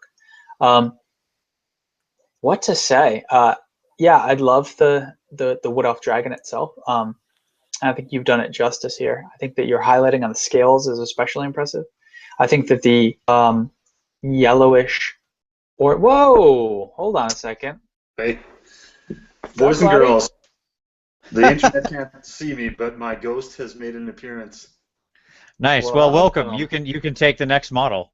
Super. I'm super late. I apologize to the world, but nature happened up here in dangerous old Canada. Kieran had to attend to it. Kieran's just chopping lumber like they do, wearing his brawny paper towel red flannel. Mm-hmm. Well, you make jokes about that, Jeff, but that's a little bit of what went on tonight. I was doing some lumberjacking. There were saws and axes out. True. Well, it's nice to have you. We have probably about 10 or 15 submissions left, so we can get through them. But we're actually looking at Steve Wren's right now, which is a really solid submission. Okay, carry on then. So I was right in the middle of telling Steve that I really admire his color choice with the green scales and the yellowish orangish dragon underbelly and wings. So I think that works really well. Steve, let's see. What can I do to give you a little bit of a critique here? Because I always try to push everybody, even the really excellent submissions, to just be a little bit better. There are two things that jump to my mind. Well, and before I get to them, first I should say your base looks awesome. I think that's really, really cool and really intricate detail there. That's great stuff. So two things. One, I think that you've got one or two too many colors in terms of accents. So like the red frog or the sprite or whatever that is, and the pink or purplish sprite.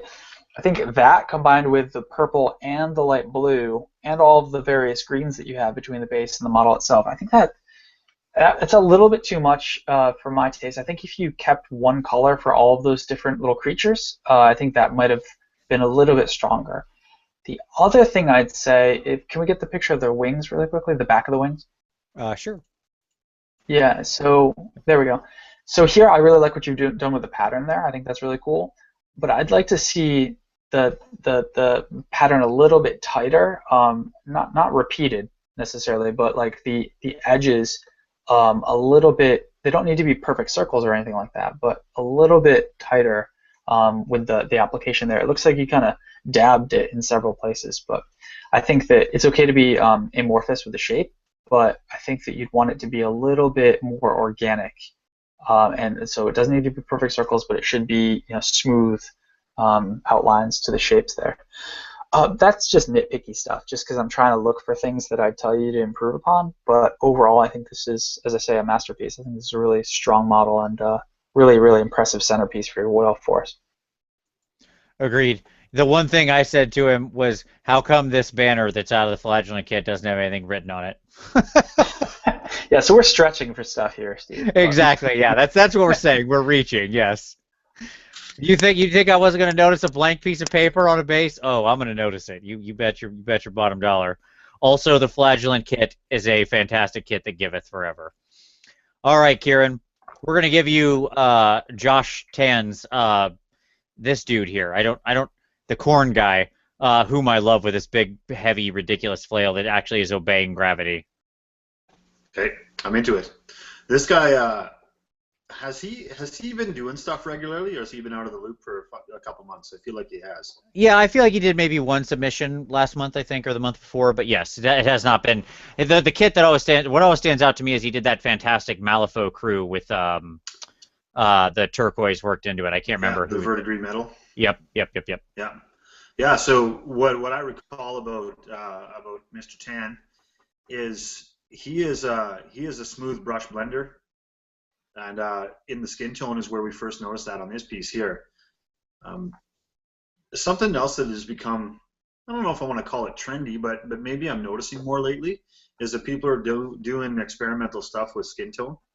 And he's gone into a very rich but worn skin tone here is what it portrays to me. So that guy's looking pretty leathery without it looking like it's unnatural. So I think that's what I want to give Josh a compliment on with this. He also is really smooth with his blends on armor plate facing as well. So most notably on the, well, I guess the leg greaves is where most of that armor shows up. But it's odd that he has chosen to do that part as flat color tone, but not some of the other stuff. He's done it as true metallics in other places. I probably have to see this in my hand to see if he was actually going for gray-black armor plates versus non-metallic metal armor plates. What do you guys think about that, dude? Yeah, I think he was going for just gray plate, right, to be contrasted against the true metallic metal. I suspect. That's my thought. Because I don't think he pushed the highlights up enough to make it non-metallic metal, right? Like there's nothing that goes into the white spectrum really, other than a few touches on edges. But yeah, just sharp edges there. Yeah. Well, what made me think about that is actually what looks that way is the lowest boot, the lowest point of the boots. That's more epitomizes non-metallic metal styling there than it does on the upper plate of the greave. Yeah. Right, let's flip and see a couple other angles of this one as well while we're talking about it. Yeah, I think it becomes a little more obvious there. Yeah. Even though can still be mistaken for that style of technique. Now, with all the soft blending that he's done, let's pause on this one for a second, because this is where I'm going to come in with my one critique. And I think that the differentiation in color in that fabric tabard that drapes down is not quite enough on the upper ridges of the folds versus the other smoothing out parts of the folds. So there needs to be a bit more gradation in the transition on there, and that would be my one critique for Josh's model this time around. Yeah, I think that's fair, especially with the insanely high variation on the flesh, right? To then have a fairly flatter edge highlighted tabard, it kind of contrasts against each other. And I agree, that flesh is masterful. Yeah. Yeah, a lot of tones going on there. He's got a bit of scarring on the back there too that you can notice. And it looks like it's old scarring, the way that he's done it. So again, this guy being leathery, he sells you the idea and gives you the image that this guy's a veteran of many things, and he's come out of the wars. Maybe not as good as he went into it, but he'll have stories to tell. Indeed, maybe better. Who knows? Yes. I would just like to point out, I often talk about variation in true metallic metal when people paint silver. Let's take a look at this sword. So do we see how he's worked this black up into the under ridges of this to create this forced reflection of what true metallic metal is doing and how it would reflect light? This is what I'm talking about. The edge of this sword is literally exactly what I'm banging on about all the time. So there you go. Yeah, and lots of scarring on the blade as well. Yeah. Yep. Yeah, great stuff. All right. Okay. So I'll take James Wilson's piece here, his goat man, and then let's see. Why don't Jeff? Why don't you take Santiago's orc, and then Kieran will give you Grayson Hicks, Blight Kings. All right. All right. So first off, so James had said that he watched my video about deliberate practice. I went through a big video, a hobby cheating video about deliberate practice and pushing yourself on various techniques, and then he tried some new stuff. I gave him some of my feedback already in the comments. I like what he did here. I like the look of the model. He went for a very neutral toned model, and I think that's a fun challenge to not use. He really didn't use color when it comes down to it. There isn't anything on here that actually would appear in the color wheel. Right? It's all metallics and browns and whites and creams and stuff, and none of those are colors in the traditional sense. My feedback to him, which I had given, was I don't mind how rusty he made the weapon. I think that's perfectly fine for a goat person to have an old rust weapon. And I guess maybe there's a slight amount of orange in there, so that is a real color, but that's very slight. But the chain armor that he's wearing is then bright as the day is new, like he just forged it and put those links together. So it's an important point that when you weather, unless there's a really good reason why one component isn't weathered, everything should more or less be weathered uniformly, right?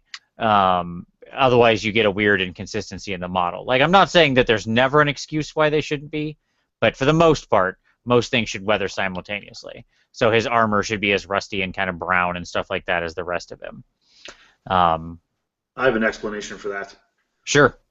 And that is because he just stripped that chainmail off of a dead carcass. There you go. Yeah, exactly. Yes. Absolutely. Happened just before the shot. The breastplate's still rusty, right? The breastplate is still rusty, yes. Yeah. When I asked him about it, I think he said he just didn't think about it. So, but I like your narrative explanation. The other thing I challenged him on was to work some more, to smooth out the blends a little on your skin tone. Work in some more interesting colors, some browns, and maybe even put like some oranges or reds to actually add a little splash of color into the model, but into the fur. Get some red, get some orange into that fur. Not heavy. Maybe a little bit of wash, maybe a little bit of white dry brush with a light red or orange wash over it, maybe a little glaze. You could do it in 10 different ways, okay? But just getting a little bit of that tonal variation into the fur, I think, would go a long way. All right. Okay. Santiago with his big orc and his first contribution to the PmP. All right, Jeff, all you. Yeah, so Santiago wants a lot of feedback here. He's looking for, his major questions were color application. Has he applied the colors in logical spots? Would we do anything differently? He's looking for a question concerning what would we do with the base. He wanted to know if we would add tufts or what we might do to help him there. And he's also interested in our thoughts on the metal. Should he add rust, for example, is a question he had. All right, let's try to take those one at a time. First, in terms of color application, there's nothing wrong with your color application here, though it would be possibly more interesting to see another color on the model that is a stronger color. So here you have the flesh, and then all neutrals or metallics. So you might want to pick a secondary color that you could use if you're going to do like a whole army of these guys, and then apply that in a few different places. Here the model's kind of stripped down. It's not as detailed as like a Games Workshop orc. This is a different model company, so there are fewer bits and bobs. But you might find some places to apply a color so that you could put a spot color in a couple of different areas. For example, a shield. That's the most logical one, where you might put a stronger color.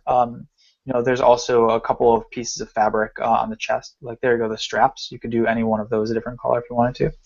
So that's my 2 cents on the first portion of your question. Secondly, tattoo on the face would also be another popular place. Like if you're going to do, say, a blue or a red, you could have a blue or red like striped tattoo going across his face, and then on the shield or something.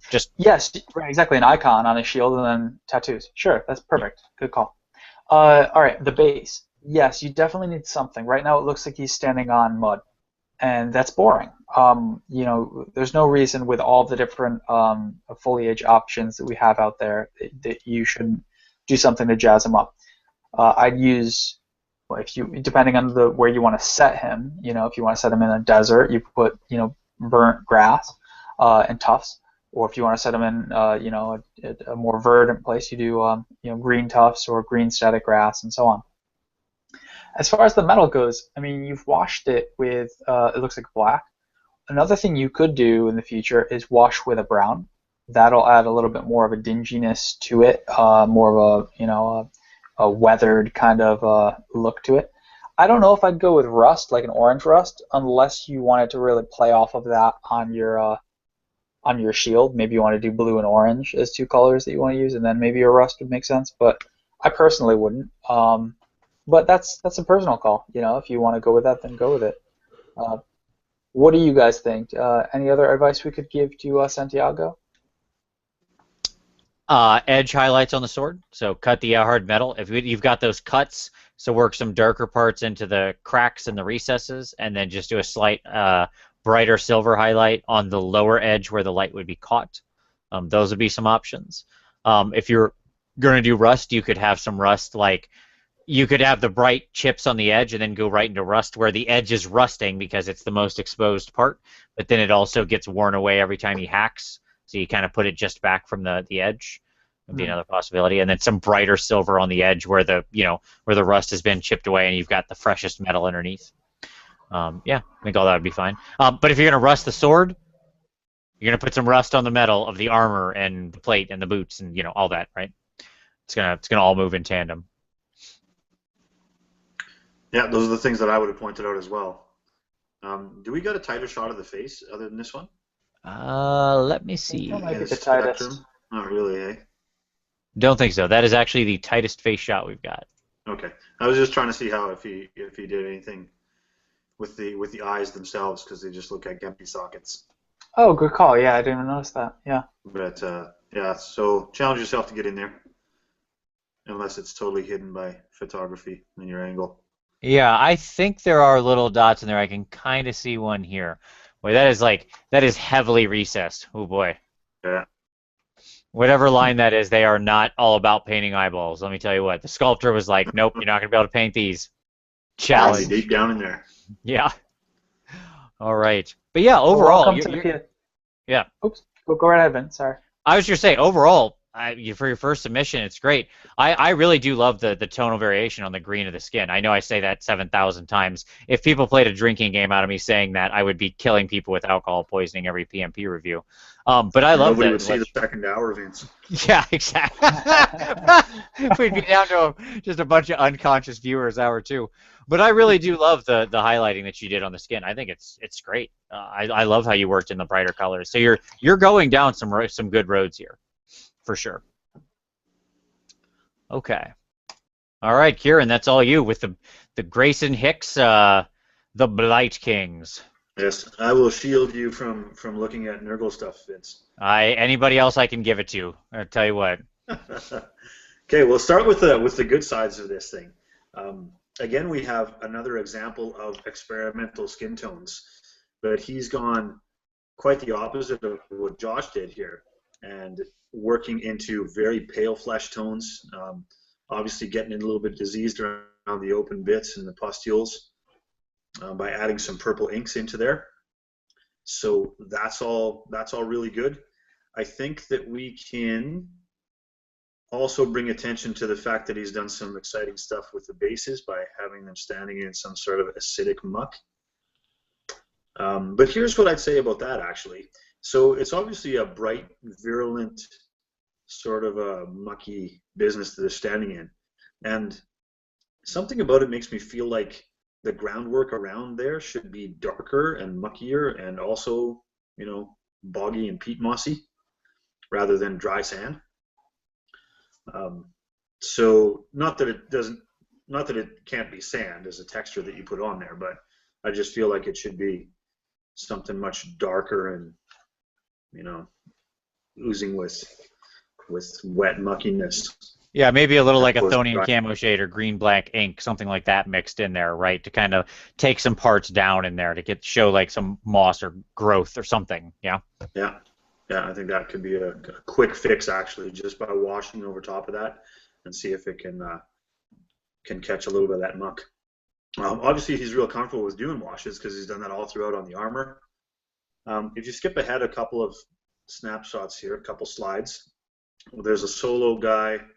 This one, actually pause right here for a second, because we can talk about a number of things to do with this model because it exhibits a lot of things that he's done.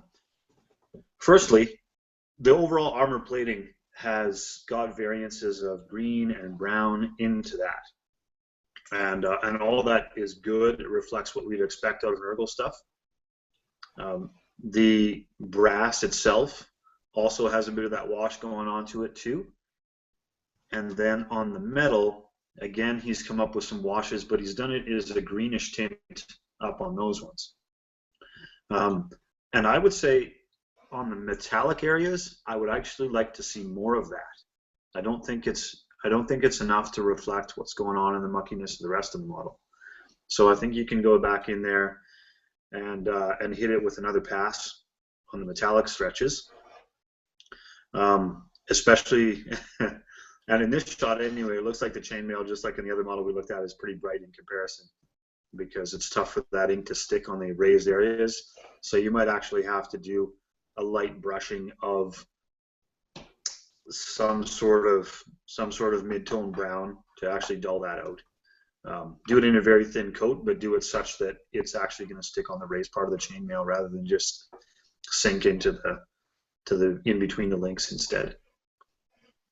And then finally, I think across the board on the armor, and as you flip through other pictures as well, what I would say is that we can benefit from edge highlighting on all of those armor plates, the green armor plates. Can benefit from it a little bit more on some metallic spaces as well. And we can also benefit from another lighter stretch on the exposed horns, both on the helmets and sticking out of the armor pieces. And lastly, we have a few spots on here of purpley tentacles, and that's balanced out by the purple on their tabards and fabric, as well as one or two guys that have on the tuft of the head. So that's all good as far as keeping a consistent tertiary color going on throughout the model, and I'm fine with the purple that goes on in there. I think it's an okay choice to mix in with the green. But it needs to be both lighter and maybe a little bit paler. You don't want to go to a bright highlight on there. And I'm trying to think of the Citadel spectrum, but think of it as going more mauve, I suppose, which you did on the tentacle, but I think we need to see that on the tabard and the tufts of hair as well. There you go. That's agree. my thoughts. Yeah, you nailed my thought that I was going to bring up exactly there at the end. Yep, right on. All right, overall, gross and pretty great. The Blight Kings are always great to show off with because they're really, really rich, detailed, dynamic models, right? All right. Okay. So we've got another. We'll just jump through Mickey's. Since we've talked about Mickey's Infinity painting, we'll just jump through this all together real quick. Another fun one. Mickey, I like this one. This one's very clean. You've done again some bright colors, but you got some nice lines in here. Things are fairly sharp with your highlights, and again, going with that red, yellow, green, the stoplight colors that you're making work here. Overall, I think this looks pretty good. I like your simple little papers and such scattered on the base. Kieran, since you weren't here, I think for Mickey's last one, did you have any thoughts you want to add on his Infinity model? No, I've seen a bunch of Mickey stuff for the last couple of months, and I think that he's expressing himself pretty well. What we don't see much on his past models, which we do a little bit on this one, is flesh texture. Did he, on his previous submissions from this month, did he have any other dudes with exposed flesh? Yes, on the Dragon Lady there was some exposed flesh, which also stood out to me because he's done so many Infinity models, so few of which have like flesh and cloth. Yeah. Right. Yeah. So that's actually the thing that I would add to the discussion here is that the softness of moving from a deep face to a highlight on the nose and the eyebrows is actually really sharp here. It's really well executed. Yep. Absolutely. Agreed. All right. So moving on up. Okay. So let's see. I'll take Matthias's other Dreadfleet ship here. I'll just move on this quickly since we did some Dreadfleet already, and then Jeff, why don't you take Dice Miniature Paint Guy's Lord Relictor, and then we'll give you another Grayson Hicks model, Kieran, which will probably have some of the same stuff, but it is a very different model, yeah, obviously. More Nurgle stuff. Yeah, we'll go like that. I'm fine with it. All right, so Matthias, some of the things we said previously also apply here, but this is obviously a very different Dreadfleet model than the last one. So what I like here is something we've touched on many times, this very weird purplish skin tone. A lot of that going around this month. Boy, it must be in the air. But again, you've done well here. You got some nice purples and crimsons in the recesses going up to this sort of more pallid flesh tone. I like that, this big dead whale thing, whatever it is. I have no idea. I don't know Dreadfleet, so I don't know whose ship this is. But it's Vince. Hold, let me pause you right there. That's a Skaven ship. You should know that. You love Skaven. Rats don't go on water. Okay, I don't believe it. I fail. I roll to disbelieve. So, real quick, it's a Skaven ship, and then I think it's eaten by like a fish, and it starts rotting from the inside with all the Skaven energy, and so it's a dead corpse of a fish now. Well, that seems insane. So, properly Skaven. All right. That being said, rats flee sinking ships for a reason. Okay. So that being said, the flesh tone I really like. I like your variation. Where I feel like I need more variation is in the bone. You've got this great, wonderful, rich textures all over your flesh, and then there's less in the bone, or at least it shows in the picture. Again, white sometimes tends to not show all of its variation, but I feel like I'd love to see more sort of variation amongst these ribs. Striations amongst the horns here coming up out of the spine, that kind of thing. Other than that, again, good touch on the waves. Like we said last time, I'd smooth out your white a little bit. Other than that, looks really good. Okay. All right, Dice Miniature Paint Guy's Lord Relictor. Yeah, so here we have another submission from Dice Miniature Paint Guy. This photograph, it's a little hard to see exactly what's going on. We should probably flick to the second one. Yeah, it's a little bit better there. A little bit less glare from the camera. So here we have a mostly silver Stormcast Eternal model, and I think that you've done a good job here of applying your colors very neatly, and keeping everything nice and tidy. That's really important, especially with Stormcast, because they're so polished and pure as a force. I'm also intrigued by what you're doing with the hammer. It looks like you're mixing in some yellow and blue on top of the silver for the hammer there. That's a really interesting choice. I'm not sure exactly what you're going for there. It's definitely interesting, but I'm curious as to what exactly you're driving. Excuse me, what exactly you're driving at there? If it's supposed to be crackling with magical energy, that's my suspicion, but I'm not entirely sure. Overall, I also like your attention to detail as well. You know, the flames on the candles, the little pouches, the little scrolls. And if we flip to that third image, you can see the scroll work, especially on the back. I think that looks really nice and cool, very weathered and worn script that you've got there. If I had one thing to critique, I'd say that the way that you've done the base, it's almost like you've added another color to the model. And that means that you've got quite a few colors going on here. You've got the blue, you've got the gold, silver, the flame color, the red that's a little accent on the handle of the hammer, as well as there on the laurels. You've got a certain color green on the laurels, and then you've got several greens on the base. So if we flip back to that second image, you can see it. Yeah, and then you've got flowers as well. So there's kind of a lot of colors going on at once there. I think moving forward, you might want to consider trying some models where you limit your palette a little bit more. That might make for a little bit of a stronger presentation. But you know, that's just one piece of advice that I've got for you to challenge you moving forward. But overall, I think that that you've got a nice, solid Stormcast model here. I'd like to slip in with one comment, actually, or one critique, rather.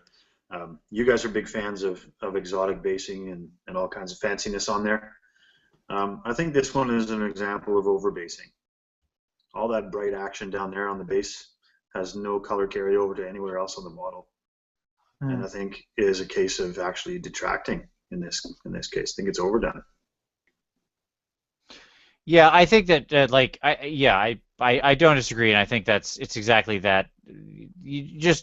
I would say you can have that very busy base. There just needs to be, you need to think about as Jeff said, and as you're pointing to, you need to think about the way that the color and what you're adding to the base aligns with the rest of the model, right? Mm-hmm.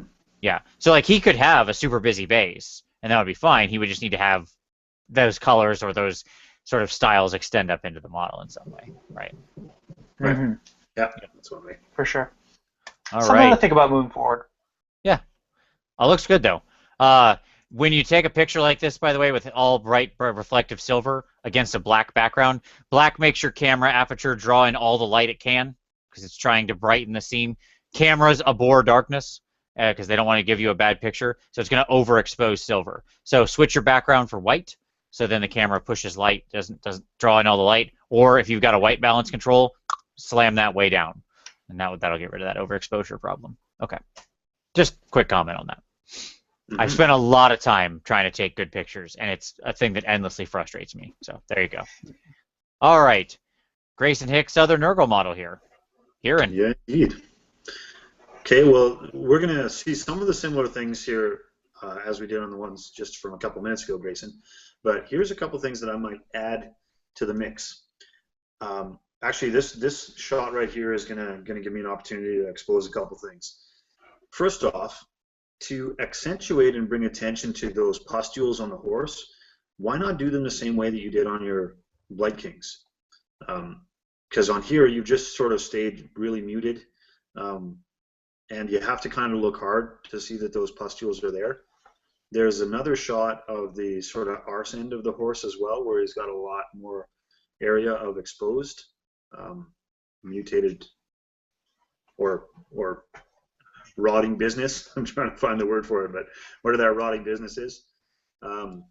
This can be done in the same way as the Blight Kings. I think that'll do you some service. The other thing that I think is worthy of getting to, if we can get a shot of that staff, he's got a closer look at the staff. And what I'm going to say about this one is there's all kinds of intricacy that's going on in that staff. There's leering faces, and it really just takes another lighter brown to go and pick those out in particular that I think will bring that a lot more character to the model. Just as I said with the bone on the last ones, we can do the same thing here.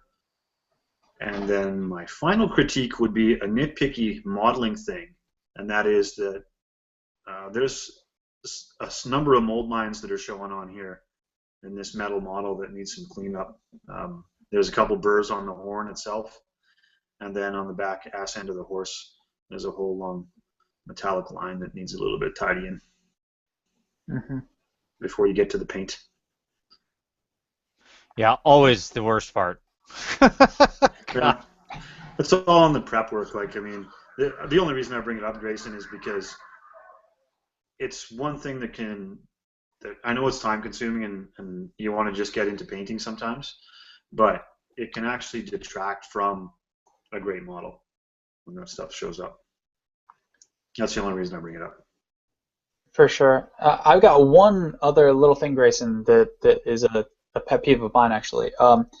When you do your basing and you're going to do any sort of liquid, I'd caution you against doing a pool of liquid right in the center of a base.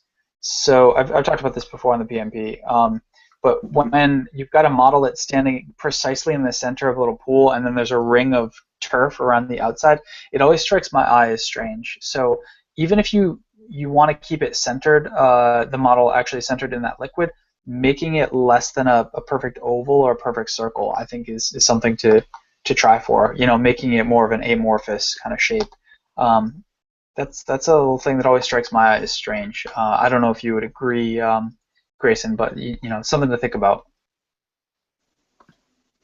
Cool. Yeah, you're not wrong. It's a stretch of realism, but yeah, I think you can scatter around a couple other little pools or make it more of an oblong, like L shape, run it out to one of the edges, have rivulets, all those kinds of things. Yeah. Any one of those would do it. Yep. Yeah.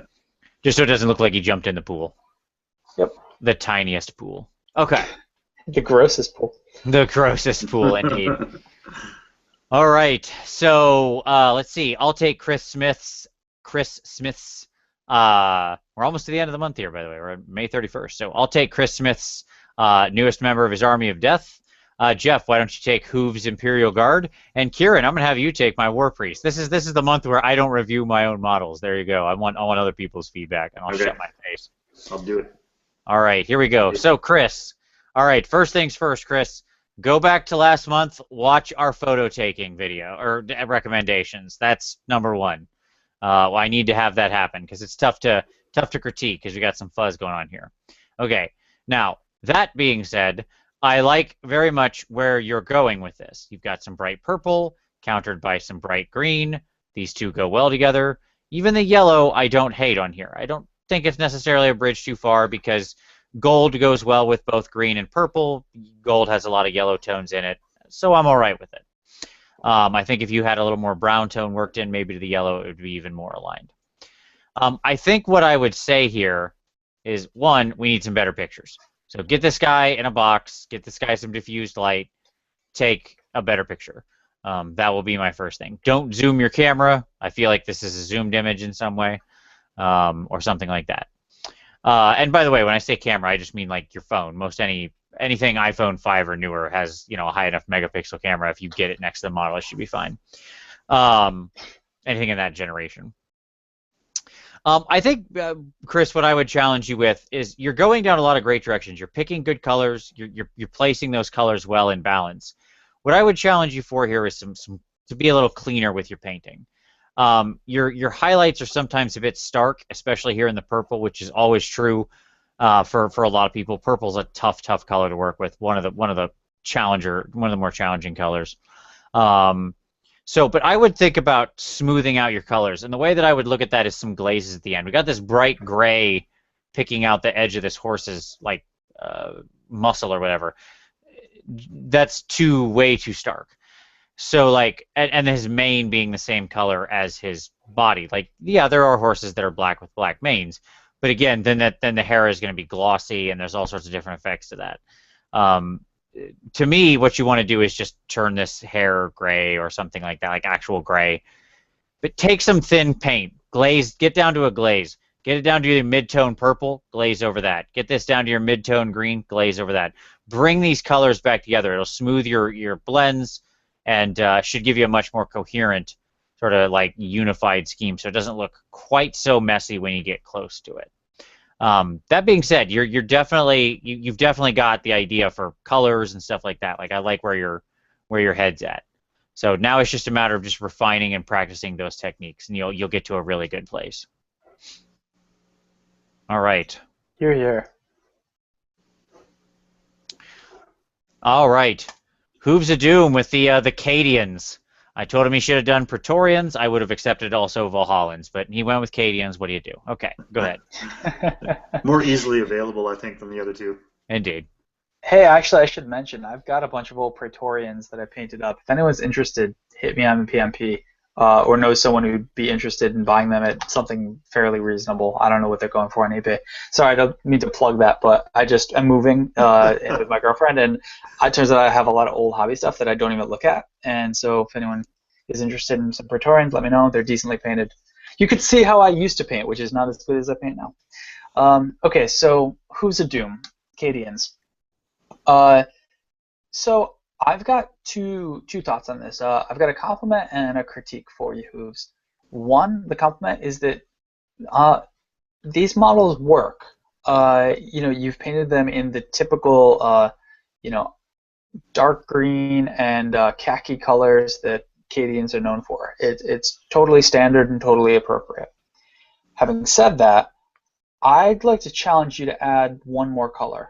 It's especially obvious that you need one more color if we flip to that second image. If we could see the backs of all these models. Check this out. So I think you need one more color here because there's just too many things that are painted green. The armor plates, fine, that makes sense. Then you've got pouches, you've got a canteen, you've got grenades. All of them are the exact same green color. And I think that you just want to mix it up. I mean, often I caution people for adding too many colors, but here I think you have one too few. I think that some kind of brown, you could keep it neutral if you want to keep them nice and drab. They're conscripts. They're not supposed to be anything fancy. I get that. But just something, gray, brown, tan, any other thing to break up the monotony of just the beige and dark green. I think you need something else.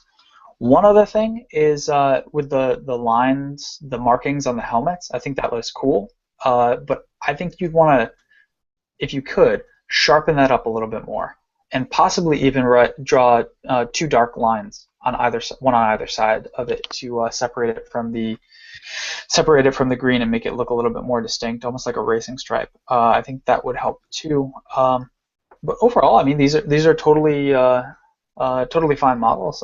They look just like one would expect Imperial Guardsmen to look. I'd just like to challenge you to try to push yourself a little bit further for a little bit more variety to make them a little more exciting. I got a thought that he could do, and this comes from a recommendation of a friend of mine who I was just talking with last week as he is finishing painting his 600th Imperial Guardsman. Jeez. Good God. Squad markings on the shoulders. Yep. Mm-hmm. is the thing that he has had to do to differentiate between the endless sea of fleshy mobs that are out there. So Hooves, that might be something you start to think about even now, even you're only a couple squads deep. Think about differentiation of squad markings on these guys' shoulder plates. And that would be a way to achieve what Jeff was talking about as well. A splash of color. Yeah, and it wouldn't even need to be anything impressive. Could be, a couple of hash marks, a Roman numeral, a skull, right? Could be some kind of anything like that, right? Yeah. Any sort of imperial-like thing. Mm-hmm. Yep. I'm sure the Cadians probably have, I bet if I just Googled, Cadian troop markings or something, I'd get a whole bunch of image results back. So just, grab that, find one you think you can do, and give it a shot. All right. All right, so finished up the Excelsior War Priest for the Silver Tower. Mm-hmm. So when I played Silver Tower, this was the dude that I played with. Yeah, he's pretty awesome, right? He was super underwhelming.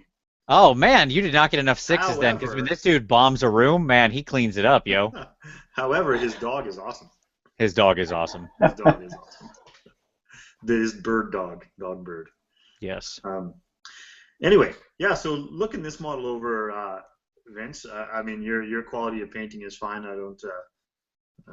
I can fluff you up and tell you how cool that is. But what you did say about this is that you also, like many others this month, were experimenting with different flesh tones.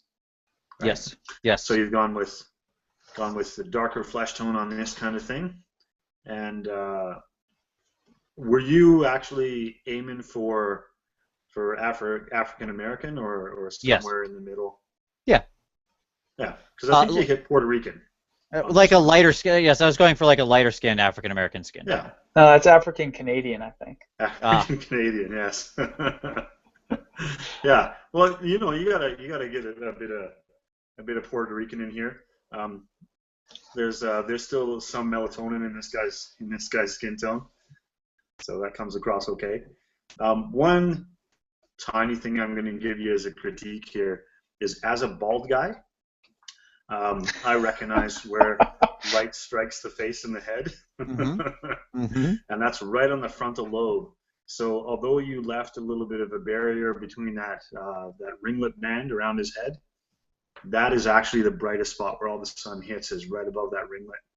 So you'd have to bring that highlight right down to meet it almost, I think. Huh. So that's fair. Yeah, it's funny too, because I don't think I have a shot that's above that really shows it. Well, that kind of does. Yeah, this kinda. point you're talking about is the highest highlight, like right here. But it does go a little too dark too quick. Like I'm totally not disagreeing with what you said. I'm just saying that, like, I did get it. I just don't think I took it far enough. You just need to take it around to the front a little bit deeper. Yep. Small things, obviously. No, that's you're exactly right. Your funsies with the Comet of Sigmar, though. I've painted a few of these on Empire models in the past. It's a good challenge to do, isn't it? Yeah, it's super fun. Yes. Yeah. When you start to get to the trail end of it, though, like from the angle that you've got, we can't see it front on, but did you have trouble with that, with the tail end of the Comet? Not really. I just kind of made it a bunch of little points. That was kind of my solution. I was happy enough with it, I guess. It just ends in like a bunch of little points here. Okay. And that to me was fine. Yeah, good. Very rich red, though. Like the crimson cloak, you've convinced that it's not your cheap Fanny's Fabrics kind of cloak. Oh yeah. I love this color. Like I'm not trying to credit my own painting here. I'm trying to credit the base color. So that's a scale 75 color from the Unnatural Flesh Tone line called Bloodfest Crimson. Holy crap! It's such a rich, beautiful red, isn't it? Yeah, it really is. It comes across really well. Yeah. So I'll compliment you on that color choice. What I thought was odd, though, is why you went purple on your bird dog. Yeah, like you mean like as opposed to having him match the warrior priest in a tighter sort of color palette? Is that what you're saying? Yeah, in some way carry over a color that you had in there. So he does have a little bit of the same.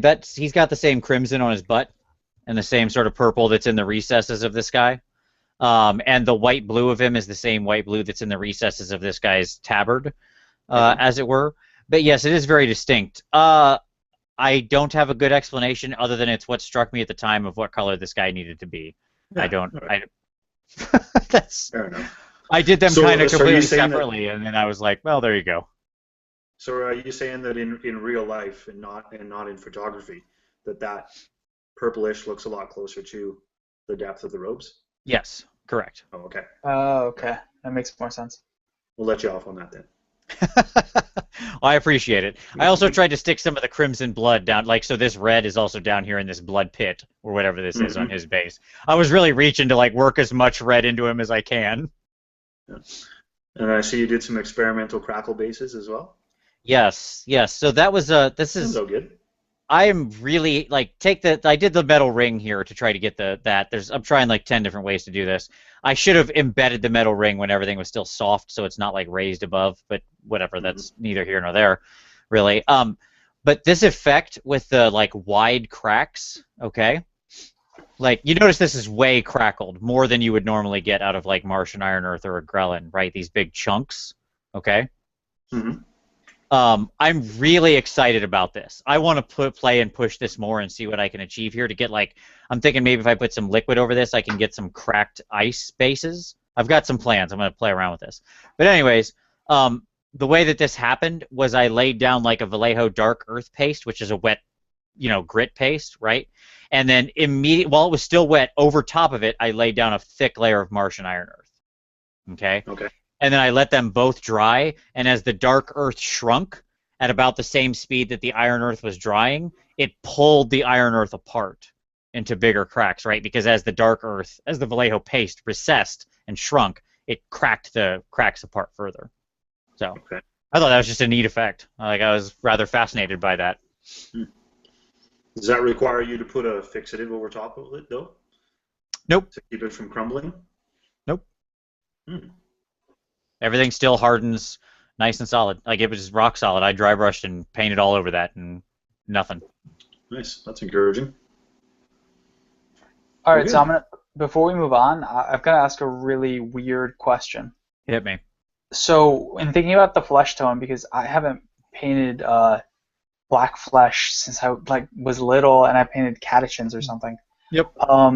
So when I paint, fair skin, white skin, I usually do like pinkish color or whatever, and then I wash it with purples and reds and things like that. Mm-hmm. What would you use to wash black skin? Would you do, brown skin technically, but black is culture calls it. Would you even use something like a dark green and brown? Because because the reddish in the brown, the opposite on the color will be the green. Kind of like the yellowish, kind of pinkish flesh. The opposite might be purple. What would you guys do? I found that purple still works okay on dark flesh. Purple, yeah. Yeah, it still works really good to do that kind of stuff. Yeah. Good to know. Yeah, I would agree. Well, I will say, so two things. And this model didn't get washed, so I'll say that. Like, there was no washing in the normal sense of how you'd wash flesh here. Now, when I wanted to work the colors in, I agree with Kieran. There is thinned Druchii Violet and Carrienberg Crimson worked into the flesh tone, as well as actually a little bit of a very thin amount of that Bloodfest Crimson. Once I discovered how amazing that was, I was like, I need to scatter this everywhere. So I did glaze a little bit of that in too. But yeah, I think those darker, like the crimsons, the reds, I mean, they're still, like what you're capturing with that is blood pumping beneath the skin, right? Right. That's why you're washing in. That's why you put those crimsons and reds and purples into flesh tone, because there's capillaries and stuff right under the skin that make it pink and bring that flesh tone to the surface. The same is true for like that same still applies to that African American skin tone with any skin tone, and so it's going to bring that to the fore and make it look more kind of alive and like there's living blood tissue underneath. Okay. Interesting.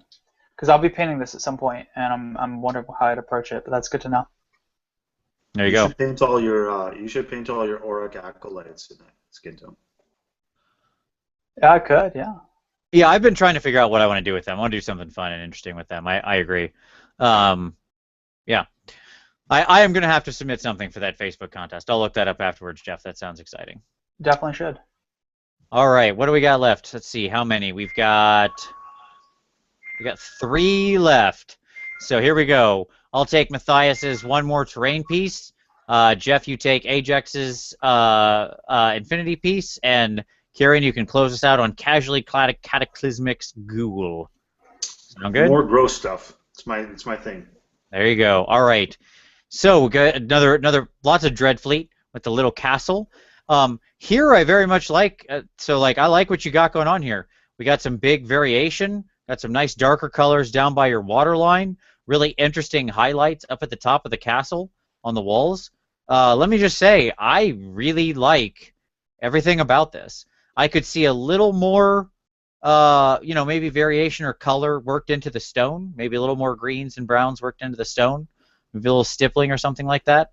But on the whole, I really like this. And I think what makes me really love it is how bright you took the highlight at the top of this castle. I really dig that. It makes this thing pop. And I understand these aren't actually super big terrain pieces. These are actually quite small. But I think it really makes it pop. I don't have a huge amount to say. Maybe a little more glazing of some brighter reds up near the top of this red tippy tops, as opposed to just the edge highlight. But that being said, I like the castle. That works well. You got a nice rough texture on the stone walls. It's good. All right. And yeah, I see over here in your comments that people thought the red didn't work. No, red and green work. It's fine. Nothing wrong with it. It's very bright, but it makes it pop. It's complementary colors. It's why we love Christmas. There you go. All right. Ajax's Infinity. Jeff.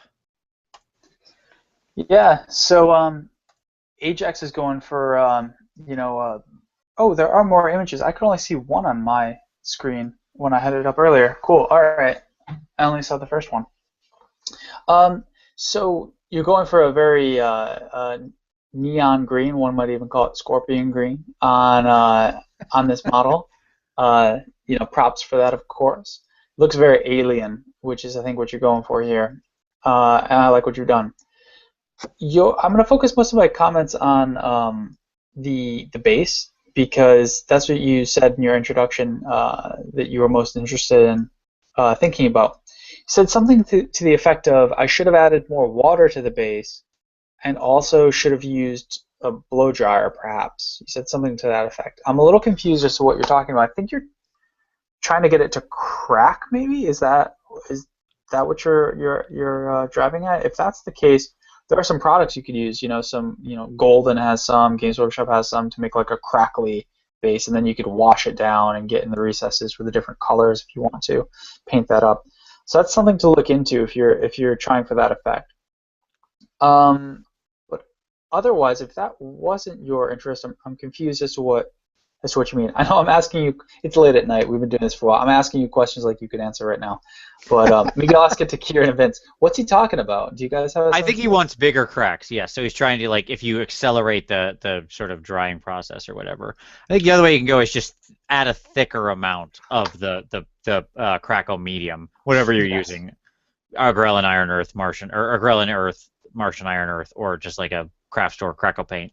Thicker will crack bigger, if that's what you're looking at. Okay. Yeah, it's tough to get it go towards the edges, because you tend to trail off when you're going towards the edges, because you don't want a big thick piece oozing over and drooping and dropping on your surface underneath. Yet that costs you having any kind of crackling right out to the edge, like he's experienced here. So you got to kind of find some way to get a daub of thicker stuff that goes right to the edge of it without it drooping over. I don't know what that solution is, but you'll have to play. The only thing I could think of, Kieran, is you could use painter's tape, tape it all up, and then when it dries, use an X-Acto and cut out the edge, kind of like a painter does in the wall. What's that? Yeah, I agree. Could do that. Might be something to try. You try it on a blank base and see if that works. Yeah, but the clue is thicker is better, or maybe go back to what Vince was talking about when he did his ice crackles, and he'd use 2 different styles of crackle medium on there. For sure. But as for the model itself, it's an interesting paint scheme, and an effective one for something that looks like a menacing, scary kind of alien, futuristic alien. Yeah. This model probably breaks a lot, though. Oh man, Infinity Metal models. Okay. Yeah. Make plastics. All right, there we go. Okay.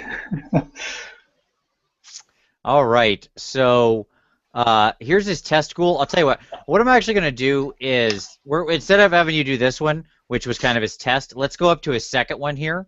All right, the one he actually technically did in it was, you know, on the 1st or whatever today. So, but it's the same model. It's just he sort of, you know, moved the scheme along, and he actually made some really good improvements. So, like he balanced out the red and stuff. So let's talk about this one since it's closer to I think what his final scheme will be. Okay. Actually, in this one, if you scroll ahead a couple of snapshots, does he give you the shot of his inspiration? No. Oh, okay. In the Yeah. Original Let's go back to the previous one for a second, then let's show all the viewers this thing. So the last frame out of this photo group is what he said was his inspiration for painting it. It's this little squiddy fella. So obviously he's trying to stay pale in skin tone, and then do some highlighting on there. And I think that the end result is that red that goes on there is maybe a little bit too stark. The second example that he's done here, he sharpened it up a lot, so it looks like an improvement upon the first one that he submitted. Overall, I'm in favor of it. I think it's a really cool idea, and to have all that extra striation on there to give it some color is cool.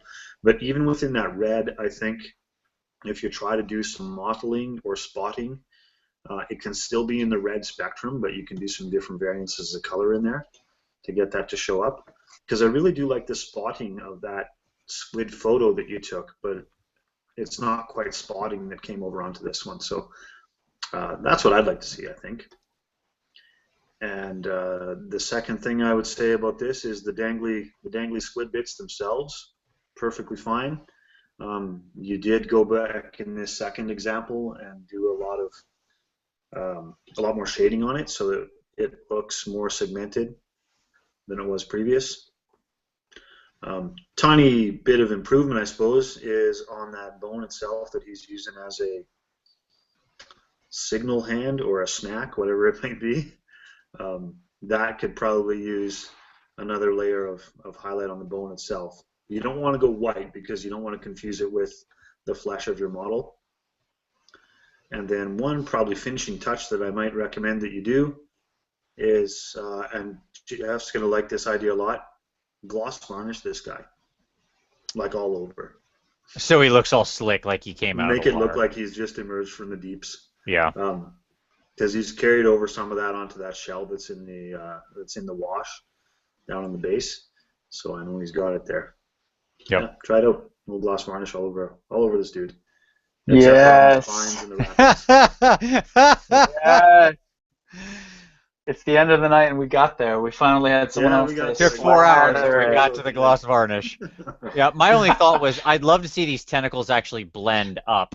Like, not end so abruptly, but like natural organic things like this tend to have some kind of blend to them where they pass into the normal tone. So I'd love to see whatever wash you're taking here just kind of be softly blended up the rest of the tentacle into the white flesh tone. I think you would see a huge difference in the impression of the model if you just smooth that transition a little. Just a thought. All right. That brings us to the end of the month. I don't think we can do a favorite this month for everybody since Kieran wasn't here for most of us, so that might be a bit unfair. But obviously... Oh, you guys go ahead. Pick your favorites. That's fine. All right, that's fine. All right, Jeff, do you have a favorite? It's going to be difficult. If I had to pick just one, I would probably say Mickey Jenver's Glotkin off the mount. Oh, the like Nurgle Lord conversion, right? That's what you're right with the big axe. It's from the top of the Glotkin kit, but just the guy riding it. Yep, absolutely.